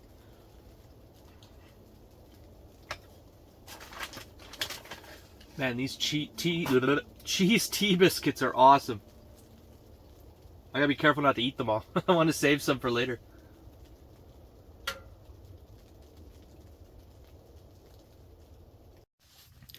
Here, I'll show you guys that little tool, it's got a little notch right in the middle there. So this thing's very hot right now. If I touch this, I will burn myself. Actually, if I touch any part of this, I will burn myself. So this thing, extendable, you just plug in the handle here. If I can find the angle, there we go. Actually, no, I need it. There we go. It reaches right to the back of the stove here. And I can pull all the coals forward.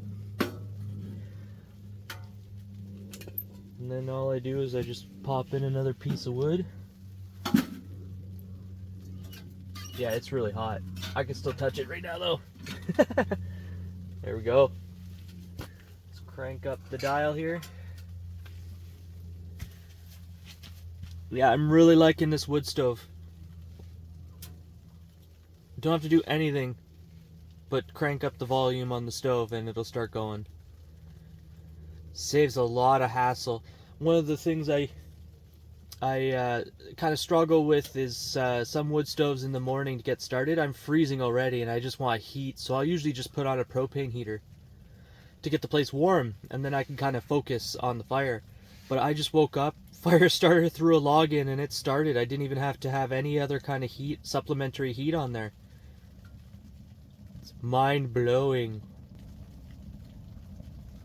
Nice thing too I noticed is that it does get a bit red on the top, but the pipes haven't actually gotten really red.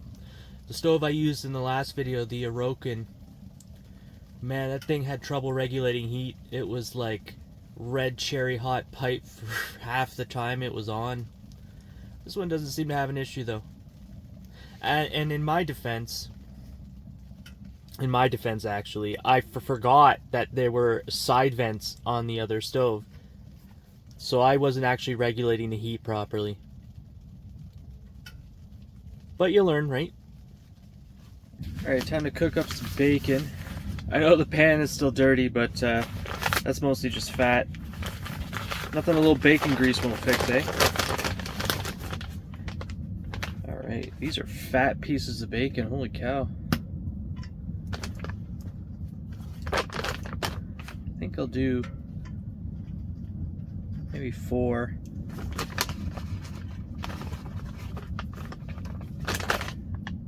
Usually start my bacon in a cold pan so that I can render the fat slowly. I find if you cook it too fast, it starts to stick and then it's not any fun. Oh, I think I can do... No, I'll do 4. Just be safe. Right here. Get that bacon cooked up. Oh, I left the fork over in the car, so I have a knife here. I'll just use that.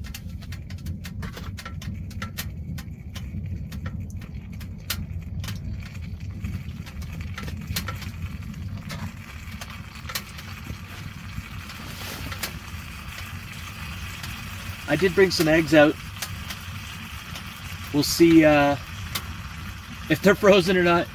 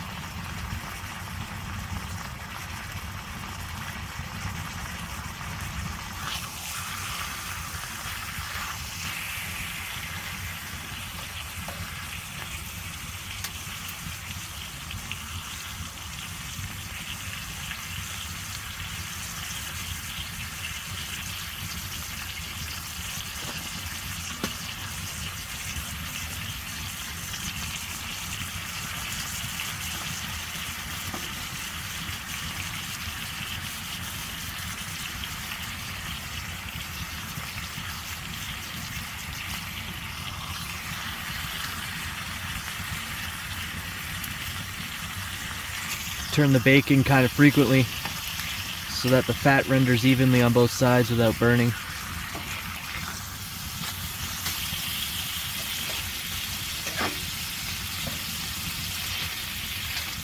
Come on.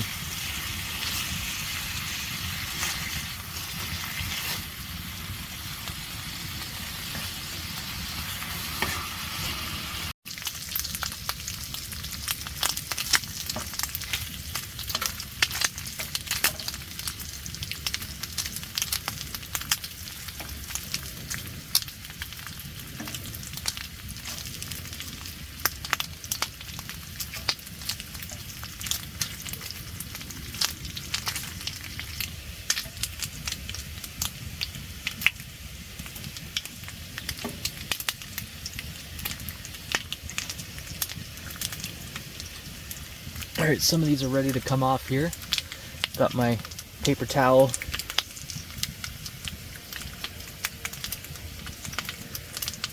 Okay.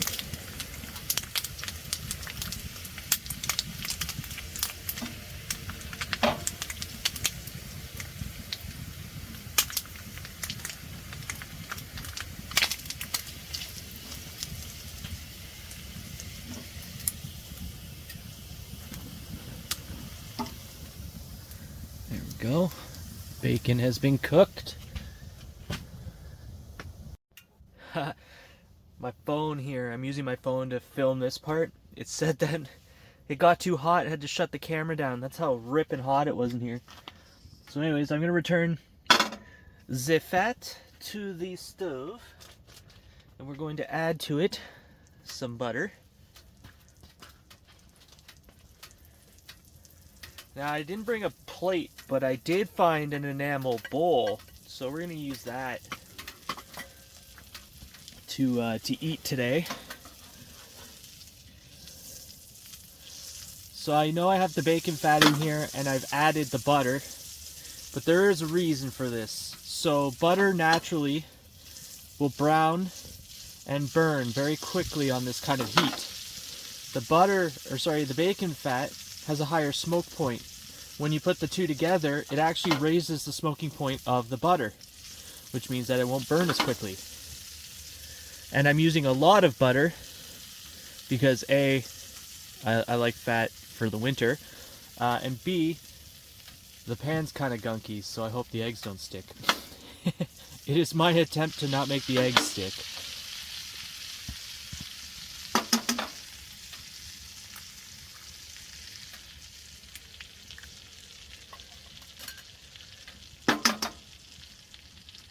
I think I'll have 3 eggs today. This should be good.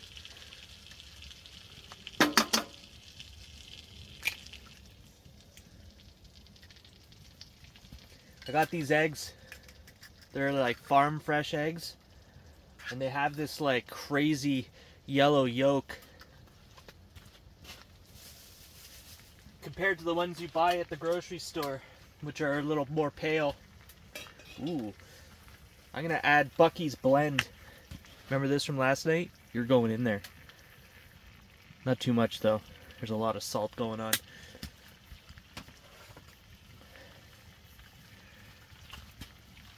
So I can keep this moving here.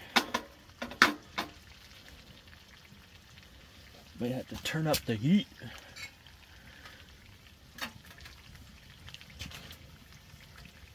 See if my phone overheats again. That was crazy. I had to stick it out in the cold for a bit.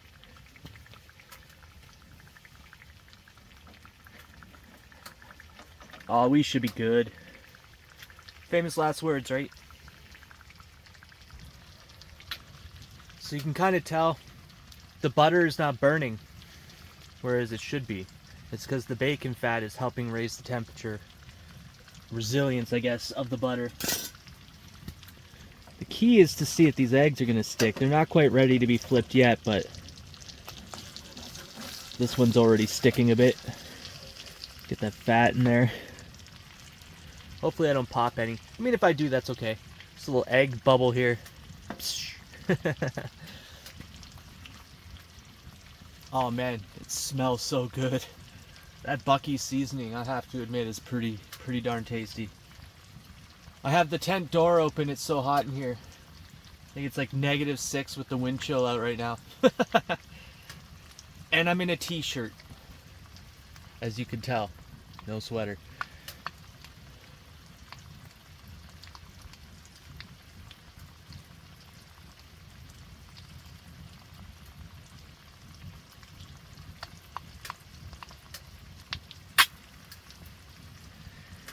Let's see here. So far, so good. Boom. Oh, that one cracked on the bottom there. Nice. This last one, I haven't really touched this one. It might be more stubborn than the others. Oh, I don't want to break it. Can he do it? Oh. Nice. It did kind of break though. That's alright. It's all going down the same hole anyway.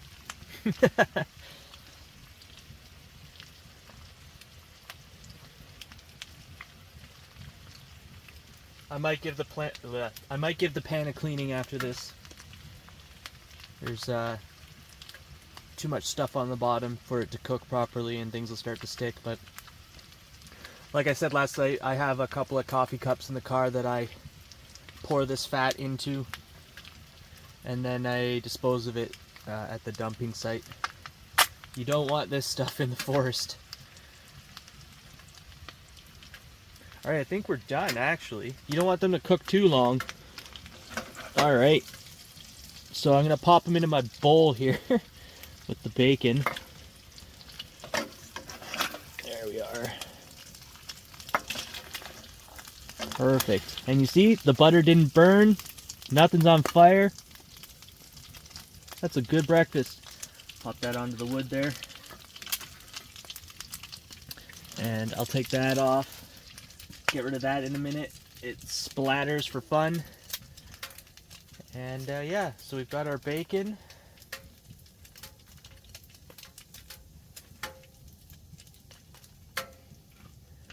And we've got our eggs. That looks like a good meal.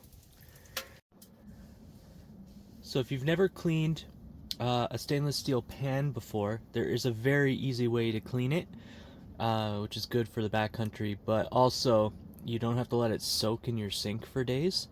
The key is to get the pan nice and hot and also get rid of the grease that was already in there. And then you just gotta let it heat up until it just starts to smoke a little bit. And then all you need to do is add a little bit of cold water and it will loosen everything up. It's actually the same concept as deglazing your pan when you're cooking to get all the meat bits up for like a meat sauce, or like say you cook a steak or something in there and you want like a au jus, or not au jus, whatever the sauce is that you can put on a steak. You use like wine or something to deglaze the pan to get all the meat bits up, and then you can add some butter, which will help make it all nice and glossy and stuff, and then you pour that over your steak. But same concept, but stainless steel is awesome. It's up there with cast iron for me. I don't usually like cooking with aluminum for a couple reasons. One, it warps very easily on stoves. Two, if you do it's a soft metal, right? So if you chip it, you're kind of eating aluminum. Stainless steel, I can use metal tools in it. Same with cast iron if you're careful with it. So definitely a choice. It is not as heavy as cast iron as well, which is nice, but a very versatile pan. But I'll show you when it heats up a little bit what I mean. Alright, so the pan's smoking ever so slightly. I'll get the trusted spatula here. We're just going to pour a little water in there.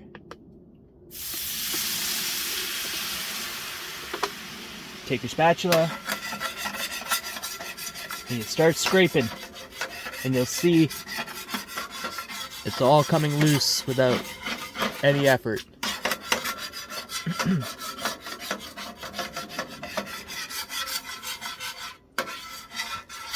Once you've scraped out the majority, in my case, I'm going to put this in the coffee cup I've been using, but you can dispose of it however you want, and then you just wipe it out with paper towel, and it should come out pretty clean.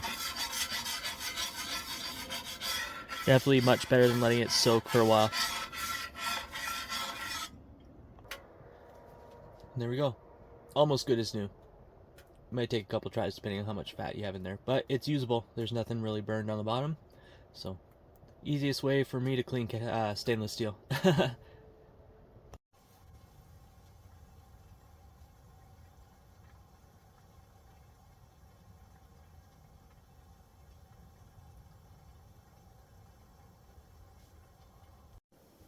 So I actually had to move the chair because I don't know if you can see that. That's like a lake.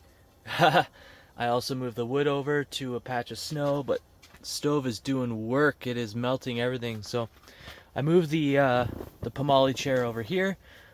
Great chair so far, very comfortable. It does suffer from that usual camping chair issue where the feet are not wide enough, so they'll sink into the ground and then they'll stick to the ground.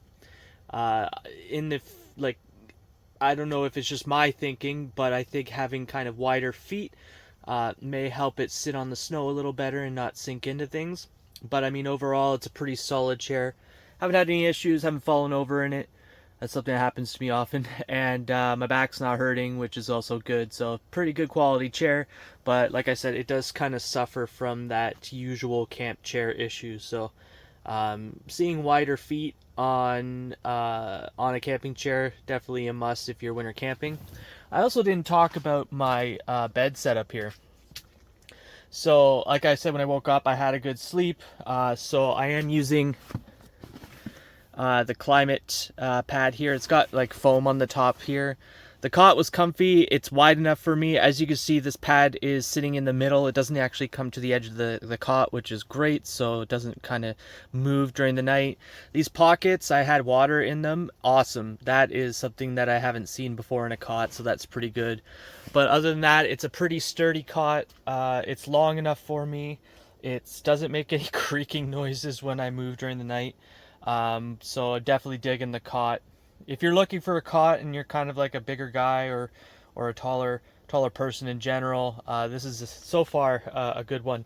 I do really enjoy that they have balls on the bottom of the legs there. That really helps kind of make it more sturdy. And the fact that you can raise and lower it's pretty sweet too. I didn't raise it too much just because if I did, I feel like it would hit the tent there. But I mean, for all intents and purposes, this is a pretty cool cot. Definitely like it.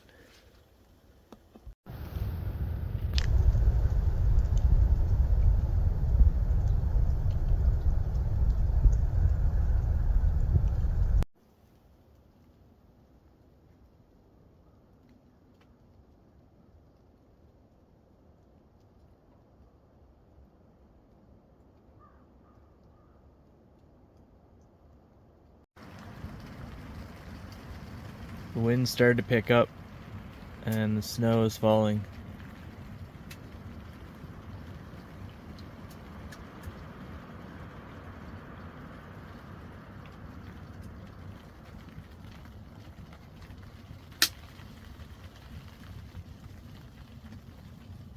I've just been lounging around for the last hour or so.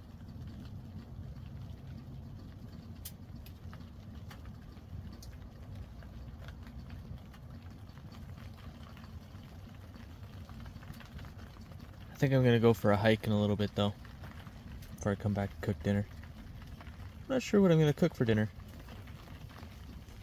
It's probably gonna be burgers again. I do love burgers and I have to eat them.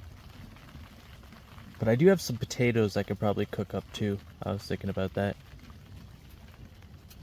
I have to admit though, I was worried about snow buildup on the top of the tent, but it seems like it doesn't want to. There are some kind of little puddles here. I did notice that if I leave those, sometimes they drip through, but not a big deal at all. I have to say the biggest win for this tent is this clothesline thing they've included. Well done, Pomoly. I've never had drier socks. But wood stove's going. I'm just chilling in bed. Sometimes you just gotta relax, right? Enjoy the moment. Enjoy these windows right by my head. Yeah, it's been a great trip so far.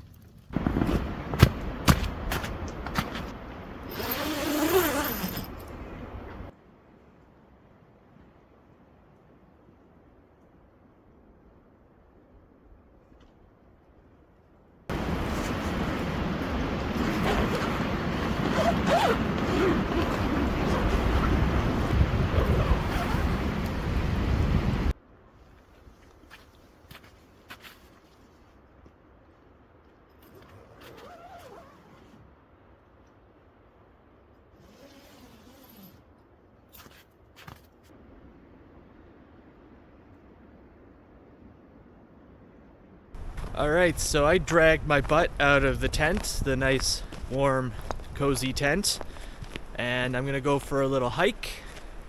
I'm gonna check out some trails around here, and it's gotten quite windy. It's not too cold yet though, and there is snow falling. I think it's a combination of flurries and snow falling off of the trees. We'll see if we can see any wildlife out here, and just kind of explore what's going on.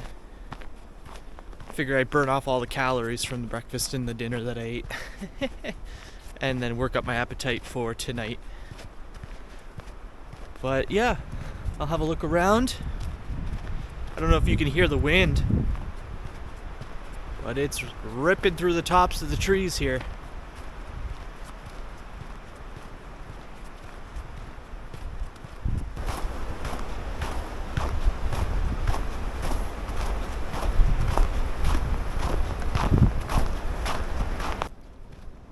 Gonna walk along the road for now. Don't know if you can hear the train in the background. Snow's coming down more though.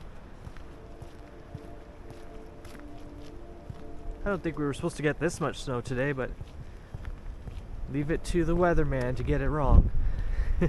We all know how accurate that is. That boardwalk has got a nice layer of snow on there, that's for sure.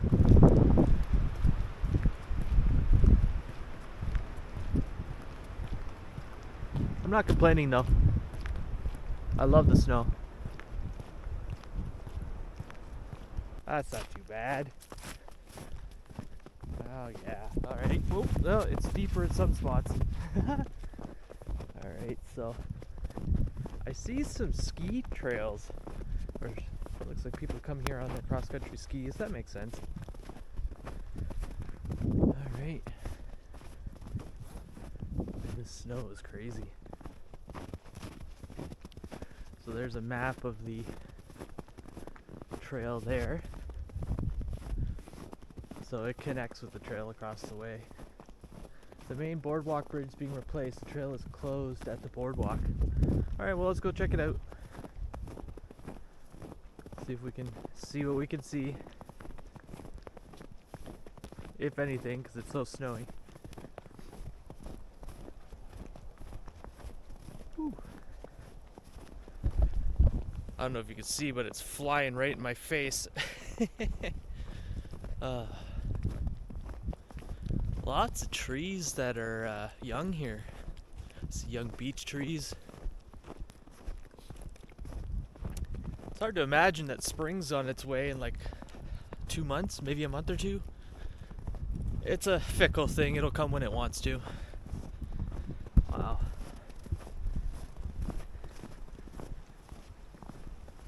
I imagine it's going to get windier as I get closer to the opening. Gotta probably hear it right in the back there. It's all white. Was not expecting this weather. It looks like the bridge is open. Cool. Wow. It's all white out there. I can't see anything.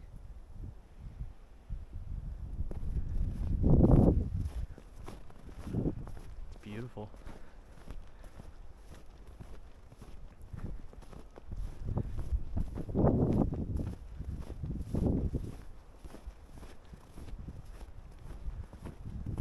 I wonder if there's anyone ice fishing today.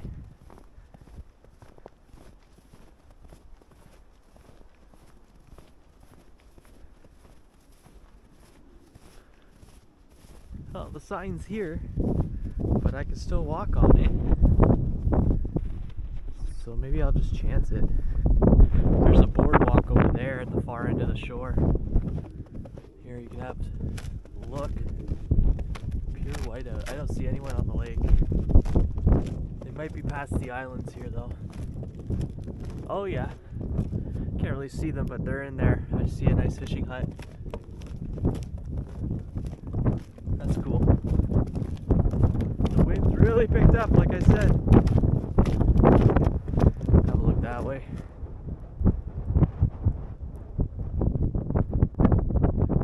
Wow.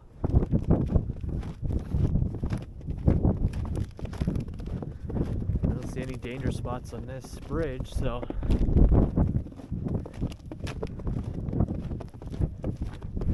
see, still frozen, all the ice there. When I showed up, it wasn't snowing and it looked like the lake was melting, but that changed quick.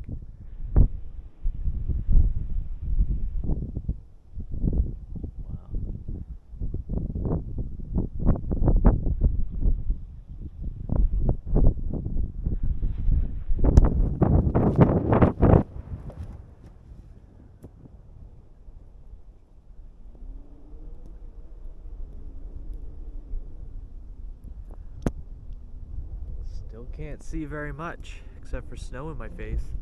I'll just keep going. It's always fun exploring off the beaten path.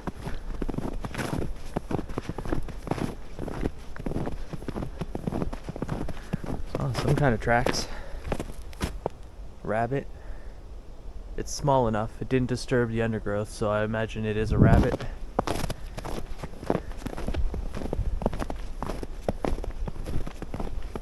No signs of wildlife. It's too stormy, I suppose. More rabbit tracks though. Rabbits are active.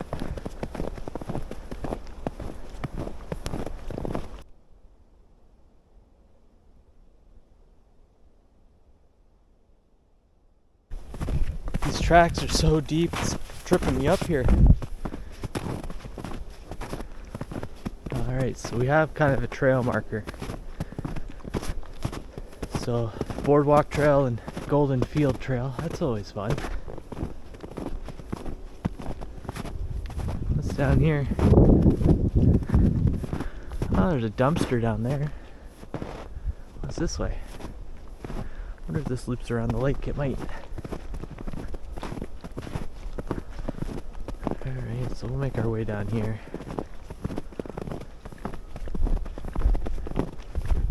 There's actually a building over in the woods there. There's some kind of maintenance building.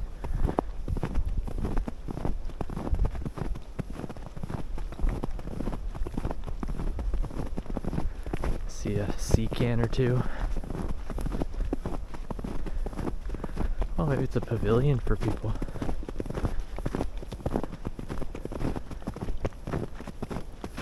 Oh yeah. Definitely a pavilion. We'll see what's going on over here.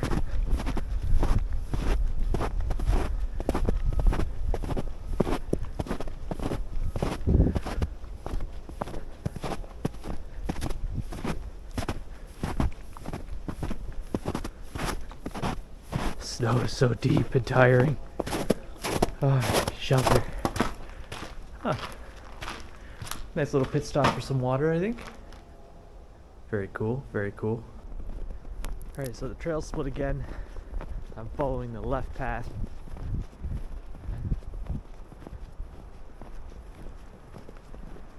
I think I'm camped somewhere over there, so it should meet up. I know my way back though, if I need to retrace my steps. More rabbits. Wow, they're everywhere. That's cool. It's getting a little more misty. I think tonight's gonna be a nice snowy night. I'm going back tomorrow. I think my plan is to wake up. I'll use all the firewood tonight. I probably won't light the stove. Oh. There we go. I had to clean the lens. I'll just bring the propane heater in because I probably want to leave as soon as I wake up. Get back to reality, you know. I always feel less productive out here. Actually, no, that's a lie. I feel productive in a different way. More in like keeping myself warm. Cooking is a bit more of a an activity.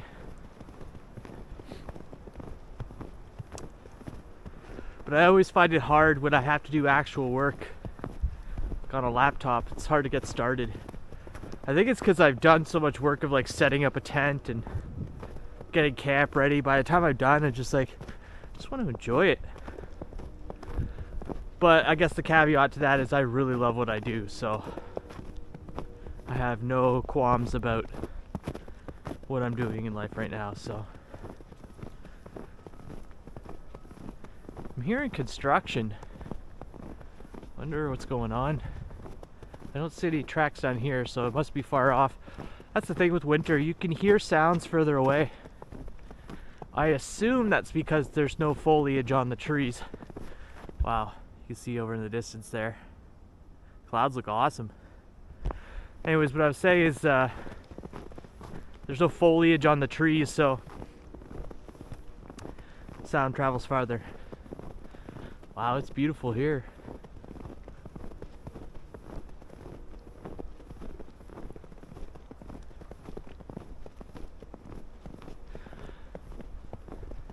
Might take some electrolytes when I get back. One thing about winter camping, winter in general, it saps you of moisture, especially when you got a wood stove going. Pretty soon you'll be like mummified. I'm doing pretty good though. Just prepping in case. Wow, it's a beautiful stand of forest here. Makes me wonder if this was a plantation. I believe they use white pine for pulpwood. Correct me if I'm wrong.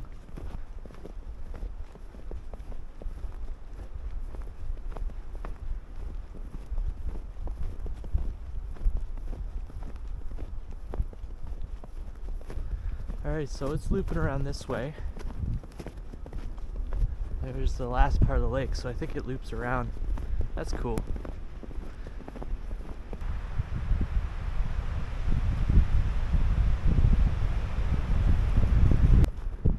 You can see here, it's like a woodpecker's been working all over here. They like to beat their heads into the tree to get the bugs. Oh, wind's picked up quite a bit.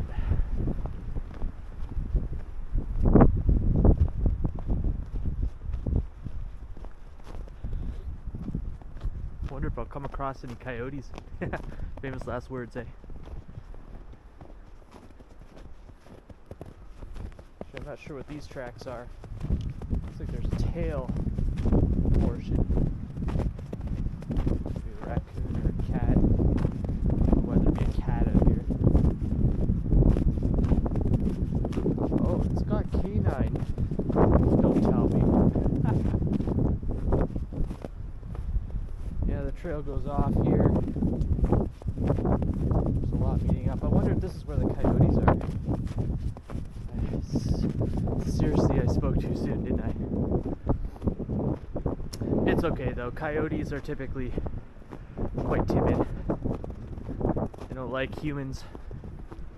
And I mean, I guess if you do have one and they're following you, just go find a big stick and be aggressive.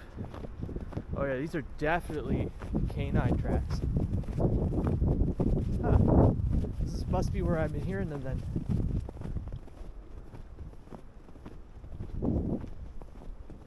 I'll keep an eye out. Not too worried. There's several sets though. 3 at least. Coyotes are most active around dawn and dusk. Except for the ones last night, they like to party late at night.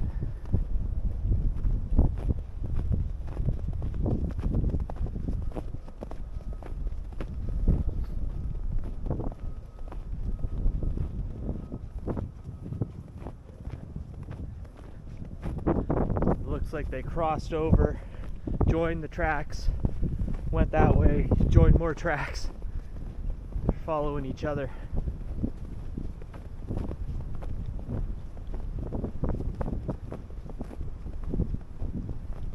I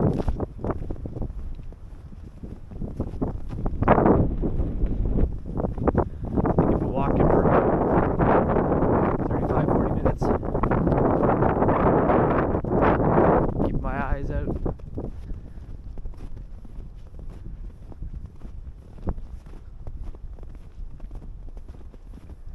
This would be where they are. Sparsely wooded areas. There's an open field over there.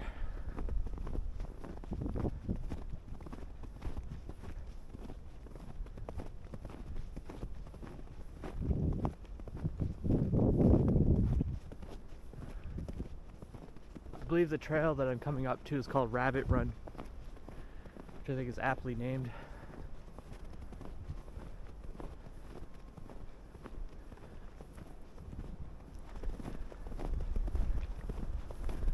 Alright, so I'm gonna head this way. There's a beech tree.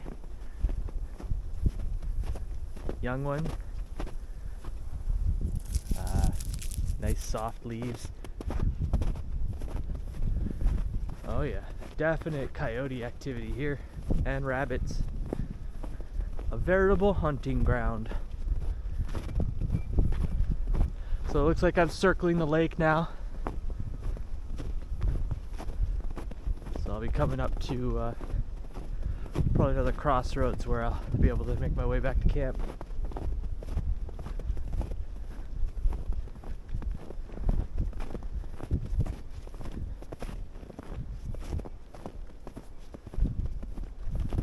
No wildlife so far aside from the tracks.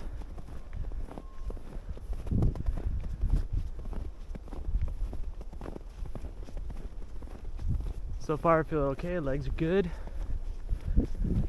Hiking in the winter tends to be a little more tiring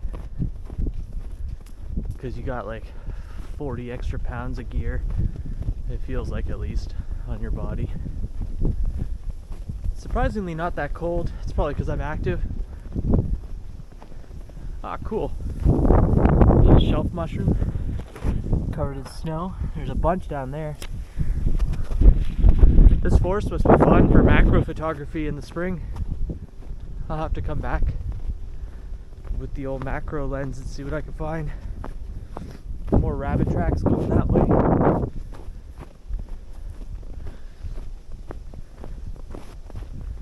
My concern is that I won't be able to cross because they've blocked off part of the trail for construction,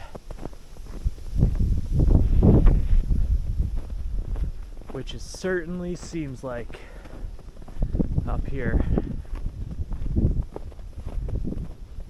Yeah, they most certainly have.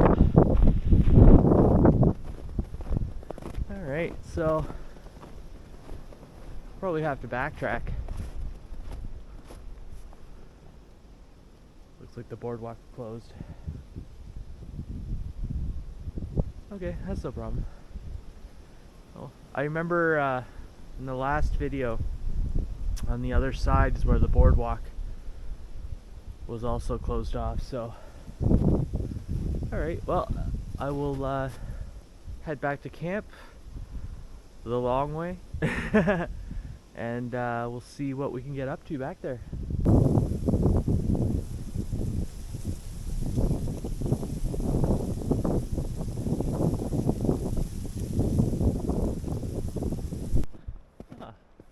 Side trail here. This looks like it holds canoes or kayaks. This looks like a boardwalk dock. I guess you can launch from. I haven't hiked in these winter boots in a long time, so my feet are kind of sore. Oh, this is sketch.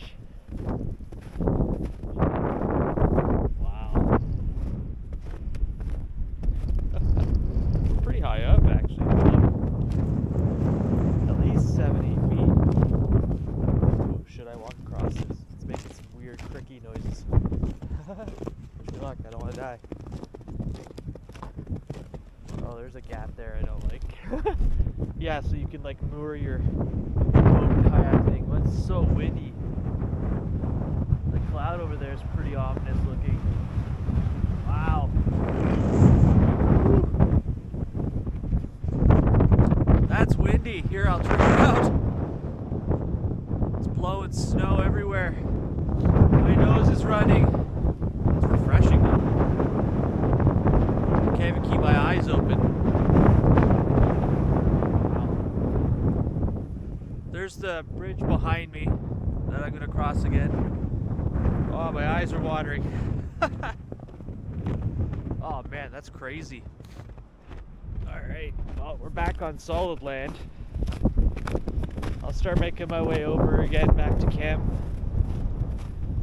I think we're gonna lose light in like an hour and a half, like usable light in terms of recording. I had to crack the lamps out. Alright, back onto the trail. Oh yeah, I'm definitely gonna have blisters on the back of my heels. I can feel it now. That's alright, nothing I can't fix. You know, I'll complain about hiking and soreness and stuff, but I will never change because I love it. As far as I understand, humans are endurance animals. So we like the pain that comes along with trekking long distances. Not actually tired either, which is a good sign. Whoop, fell into a crack there. Yeah, you gotta be careful in this snow. There are divots and ice, I guess, trails that have turned into ice, but the snow is settled on it, so it's tricky. Alright, so I made it back to the main bridge here that goes back to the mainland, so to speak.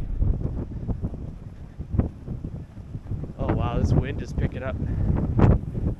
Hopefully the tent's not blowing around. I don't think it is. Alright, well, I'll meet you guys back at camp. I'm just gonna meander my way back over there. Alright, made it back. Home sweet home for the night. This is a beautiful tent, isn't it?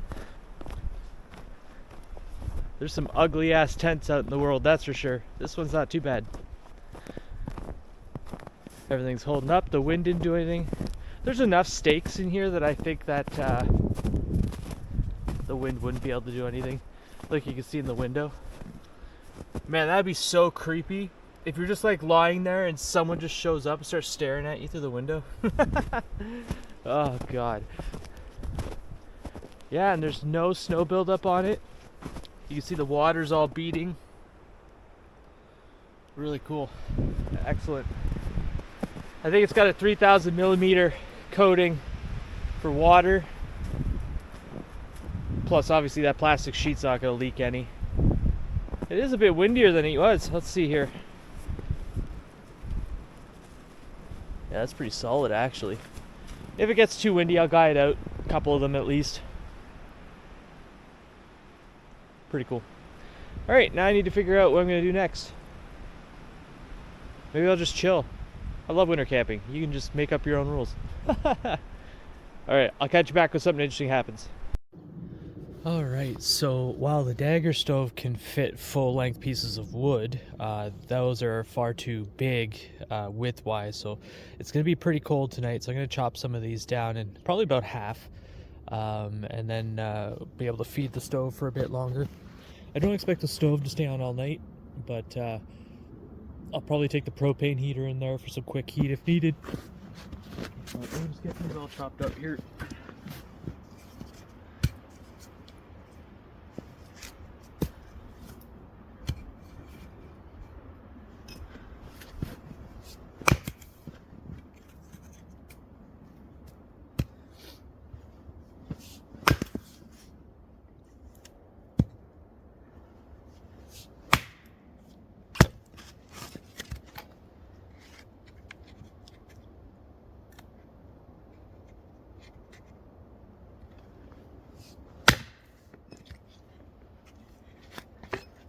This one's got a knot in it.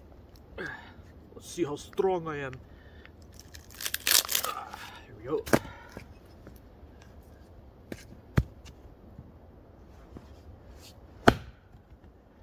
That's a tough one.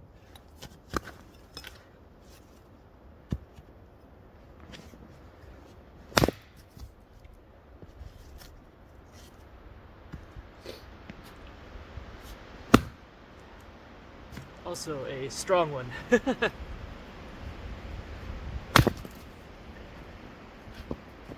That should be good enough. Alright, I get the stove started and we'll get a fire, nice hot fire going. Alright, let's get this fire going.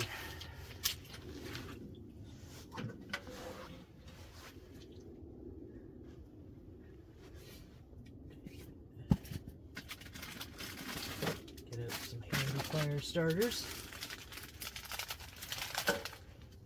I love these things. They smell like potpourri though. Not sure what's up with that. Alright, so I'll put 2 on the bottom here. And I'll put these kind of here.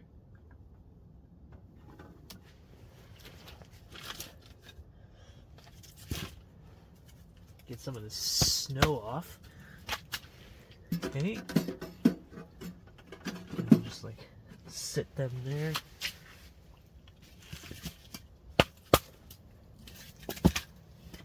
Snow shouldn't stop it too much, I don't think. Okay.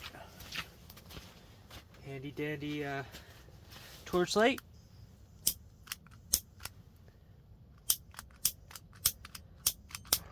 Okay. Let's get that started. Of course. It's really cold.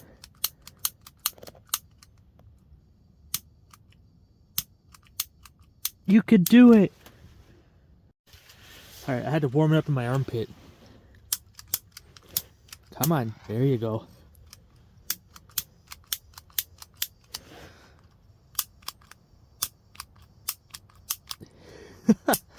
I have matches, if need be.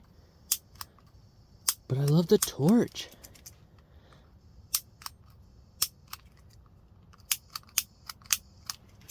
It must be getting low or it's just really cold. Yay!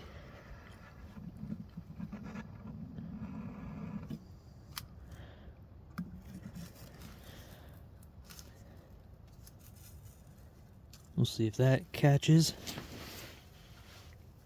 Just kind of hoping maybe I can flip it. Get it on top of the other one here.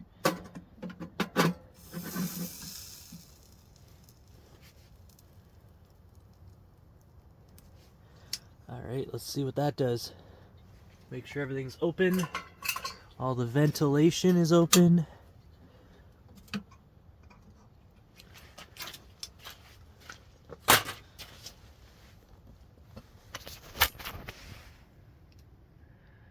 Let's see if it gets started. Looks like it wants to.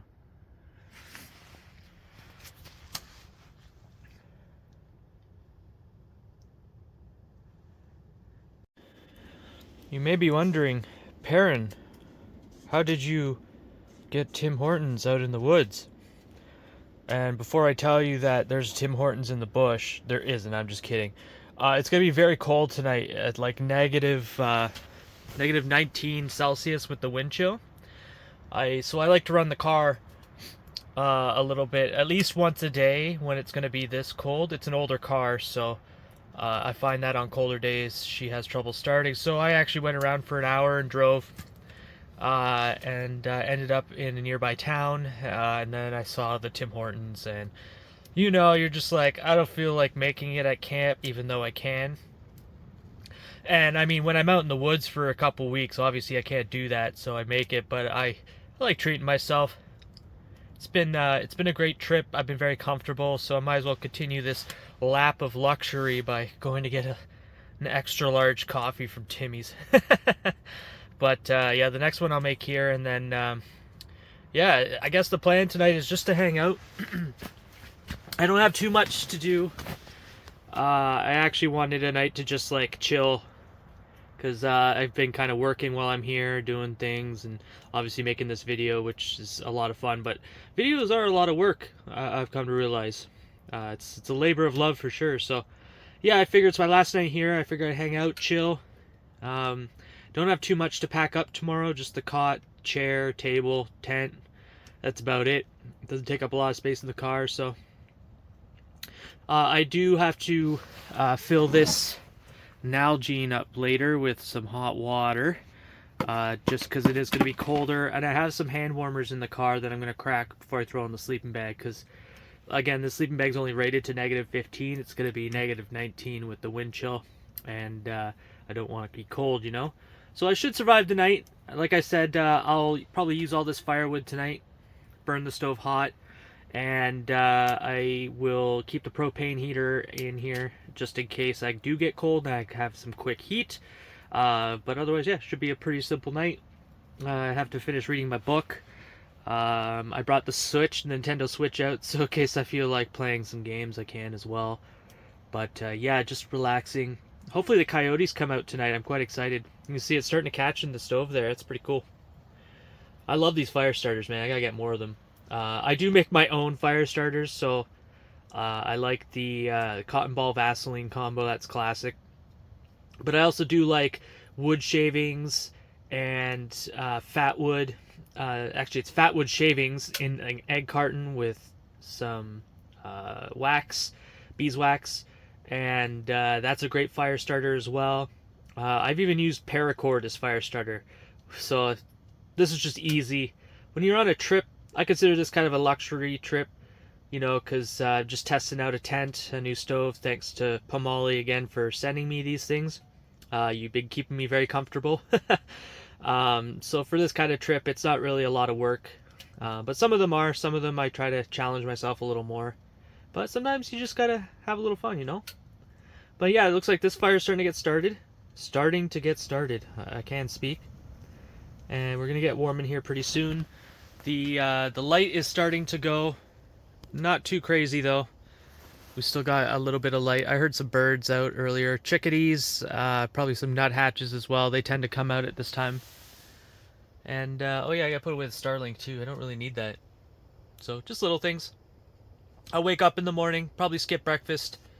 Maybe skip coffee too, and just pack up and head out. And that'd be all she wrote. Yeah, she's really going now. This stove's awesome. I barely have to... I didn't even put kindling in there. I just put chopped quartered wood in there and it's just going. That's awesome. I have to say, very impressed with the Dagger stove. I think there's a titanium one as well. This is the stainless steel model, but there's a titanium one as well. I like stainless steel. It holds the heat longer. Obviously, it's a lot thicker, so the metal heats up and stays hot for longer. But I haven't emptied the stove once in the 2 days I've been here, which is also pretty interesting. I wonder how you do empty this stove, though. Do you have to let it burn down, then let it cool down, then dump it, and then bring it back and use it? Makes me wonder, because there's no tray to pull out. Usually there's a tray I can pull out and empty. You do want a little bit of ash in there, like a layer of ash. It helps insulate the fire. It helps it keep going. So it's just when it gets too thick, you can't really do much with it, right? But anyways, I'm gonna go enjoy my my wilderness coffee and kick back, relax, get the old paws out of these boots. They're kind of sore. But yeah, we'll hang out for the rest of the night. Get the candle lantern going.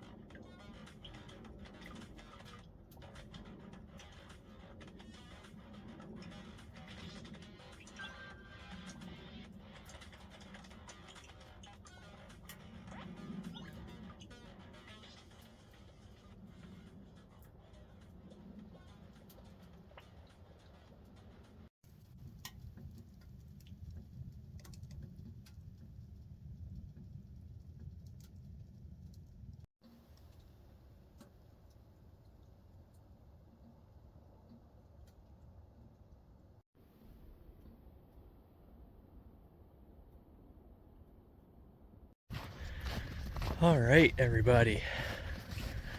I'm heading to a tap that I can fill up my Nalgene here. Probably only fill it about halfway. And then I will boil that on the stove, use it as a hot water heater. I think I see people camping. It's pretty cool. Maybe we'll see some coyotes. Oh, I'm not sure they want to see me. It's beautiful out, not quite frozen yet. Whoops. But it is supposed to go down to negative 17 or negative 19, I think, with the wind chill. Oh yeah, I think I do see people camping. That's cool. You can kind of see in the distance there.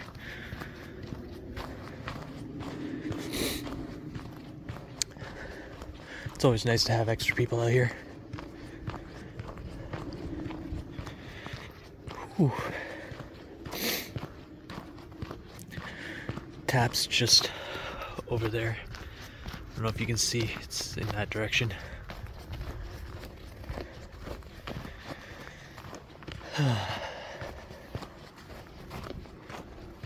Haven't heard any coyotes yet though.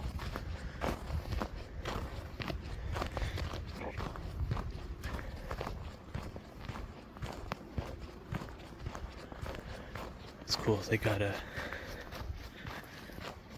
lights going.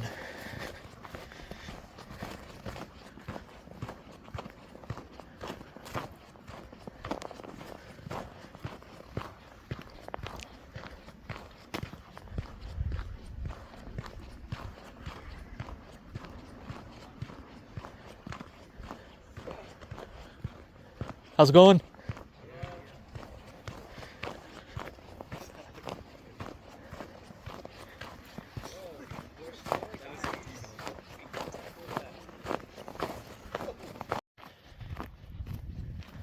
I like this flashlight. It's called the STKR Everyday Carry. It has two lights. It's got one on the front and then one on the front here. One's a floodlight and the other is more of just a normal flashlight. Lights everything up pretty well. I don't know if I ever told you guys this, but I love flashlights. The more flashlights I have, the better. They're just so much fun.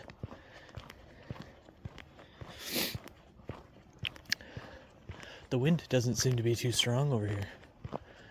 Maybe because we're sheltered, right? There's a clearing right up here. I'm gonna have a look, see if I can see any coyote eyes.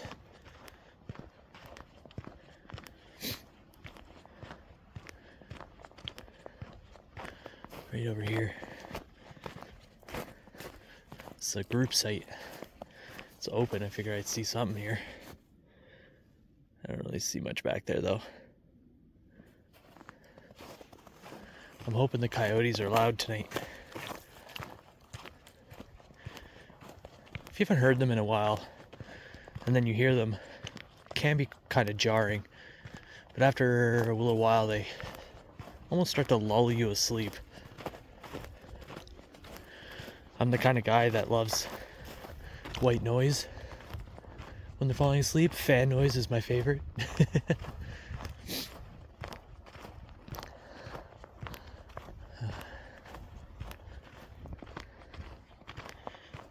I used to be scared to camp alone at night. I remember when I first started camping solo, I was hammock camping.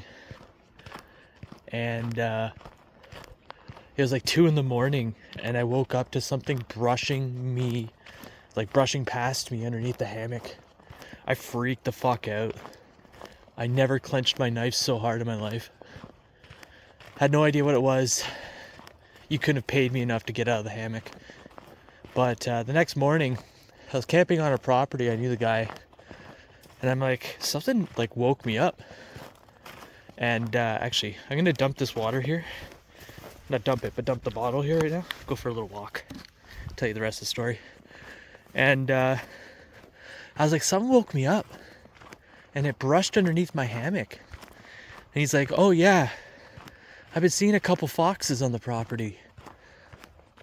Instantly relaxed, because foxes are less intimidating to me than coyotes are, apparently, or were. So what I've surmised is that night a fox was in my camp, just curious, and it had brushed up underneath me. But at the time, I had no idea. I was like, damn, that's freaky, man. I always feel more comfortable, I guess, camping with others. But I've become comfortable being alone while I camp. As comfortable as you can be, I suppose.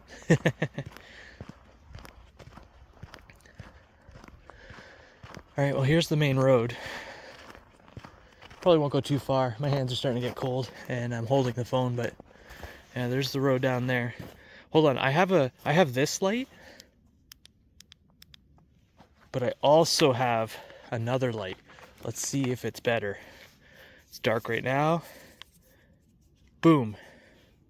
Oh yeah, that's a little better. So this is like a light that I can turn into like a telescopic. It has a pole that it comes with. I can sit and it becomes like an area light. It does all kinds of cool stuff. Like you can do that. You can do a dance party, as I call it. But that's actually pretty powerful.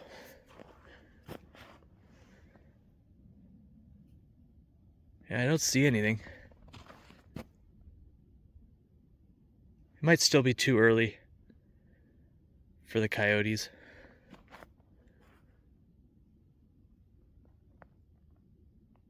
Yeah, it's pretty quiet. Actually, maybe I'll walk down here. There's another like side road thing here that I can look down with the light.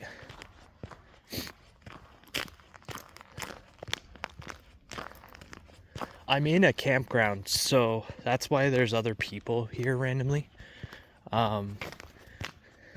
But nobody comes here when it's winter, pretty much, because like who winter camps, right? But I'd be surprised if I thought I saw another group, but I could be wrong.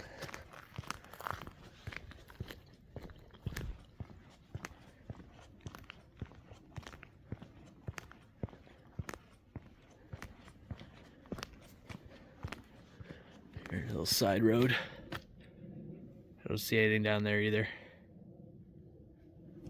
Whew. All right, well, I'm gonna head back to camp, just because my little fingers are cold. And I'll probably settle in for the night.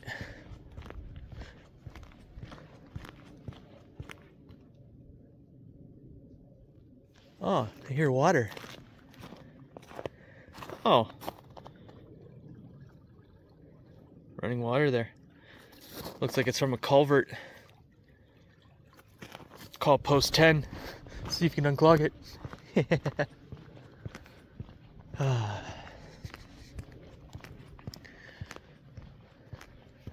Alright, time to go get warm. I'll probably put the camera down for the rest of the night. It's pretty close to bedtime anyway. It's pretty late. So, more than likely when you hear from me next, it will be in the morning. But yeah, awesome day. I had a lot of fun today. I love camping. I wish everyone could go camping whenever they want. Anyways, good night everybody. I'll see you in the morning.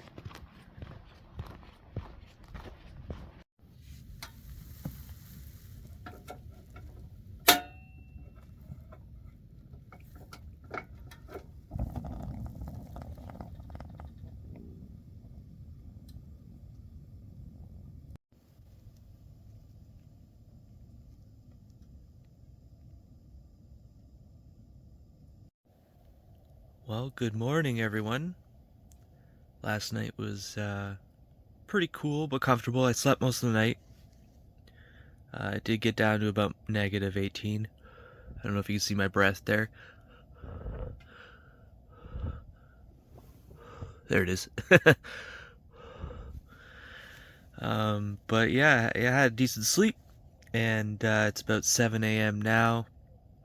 I just realized how much the stove has melted everything. This entire area has just been de-snowed. But yeah, I'm not going to waste too much time this morning lounging around, just getting the tent warm with the propane heater, and I'm pretty much going to get packed up and head back. Maybe stop into town for a little bit of coffee, but so far a very successful, it was a very successful trip. Don't mind me, I just woke up. But I'll wait a few minutes, get everything warmed up here, and then I will start to pack the car up. So I have to admit, everything performed pretty admirably on this trip. You see there's a little bit of ice buildup on the chair. Must have had something wet. I think my coat was on there, maybe it was holding moisture. The Dagger stove is one of my new favorites. Absolutely worked brilliantly, even down to the frigid temperatures we had last night. This cot, super comfortable. As you can see, I've been sleeping on it for a couple nights, and nothing fell apart. It was spacious. I can't really say anything bad about this one so far. I'll keep using it and see if anything happens. Tent's pretty awesome. You can see there's a lot of frost buildup, condensation from my breath, but it is noticeably warmer in here when you come in from outside. That's actually beautiful. Look at the frost designs on the stove here. It's gorgeous. The real test will be if I can get the stakes out of the ground. It looks like the sun's peeking out here. Yes, we have sun. Ah, beautiful sun. Yeah, absolutely love the doors. Obviously, my beard's a bit frozen, and so is my mouth apparently. But absolutely love that this tent has windows, which is something I was not expecting. Had no idea. Lots of ventilation. It kept me warm. It sheds snow pretty well. No rain yet, so I wouldn't be able to tell you about the rain. Sorry about my finger in there. But yeah, it's a pretty spacious tent. Even when I was setting it up, I remember thinking, wow, this is much bigger than I thought it would be. It is a true two-person tent, I guess. But I will be doing some more testing with this tent. I'll try and use it all year round. It does have the mesh doors that you can replace the windows there with, so we can see if we can keep some bugs out. But yeah, honestly, it's been a great trip. This gear is not bad at all, and I look forward to using it more. All right, I have to get packed up. It's freezing. I'm gonna keep the stove and the tent up once I get the cot and stuff, just so I can start the car. I always like keeping those things up just in case the car doesn't start because it's too cold. That way I have a source of heat. But so far so good. All right, everyone, it's about an hour later, and I got the tent down. That's the footprint that I left. You can see kind of where I piled up snow on the tent over there. That's where the wood stove was, and it made its way all the way over to just about where the cot was. You can see the holes where the cot made its impression. I was right about the Dagger stove. You basically just turn it upside down and dump it, which is no big deal. That's typical of most stoves, so I wasn't too upset about that at all. But yeah, another successful camping trip. Very comfortable, had a lot of good food, had a lot of fun. Again, I wanted to thank Pomoly for sending me all that cool gear to let me test out. So far so good. I'll keep testing it out and see if anything comes up, but otherwise takedown was easy, setup was easy, and it kept me warm and comfy, and I had a lot of fun. Anyways, thanks for joining me, everyone, on this video, this camping adventure trip, and I'll see you on the next one. Have a good one. See ya.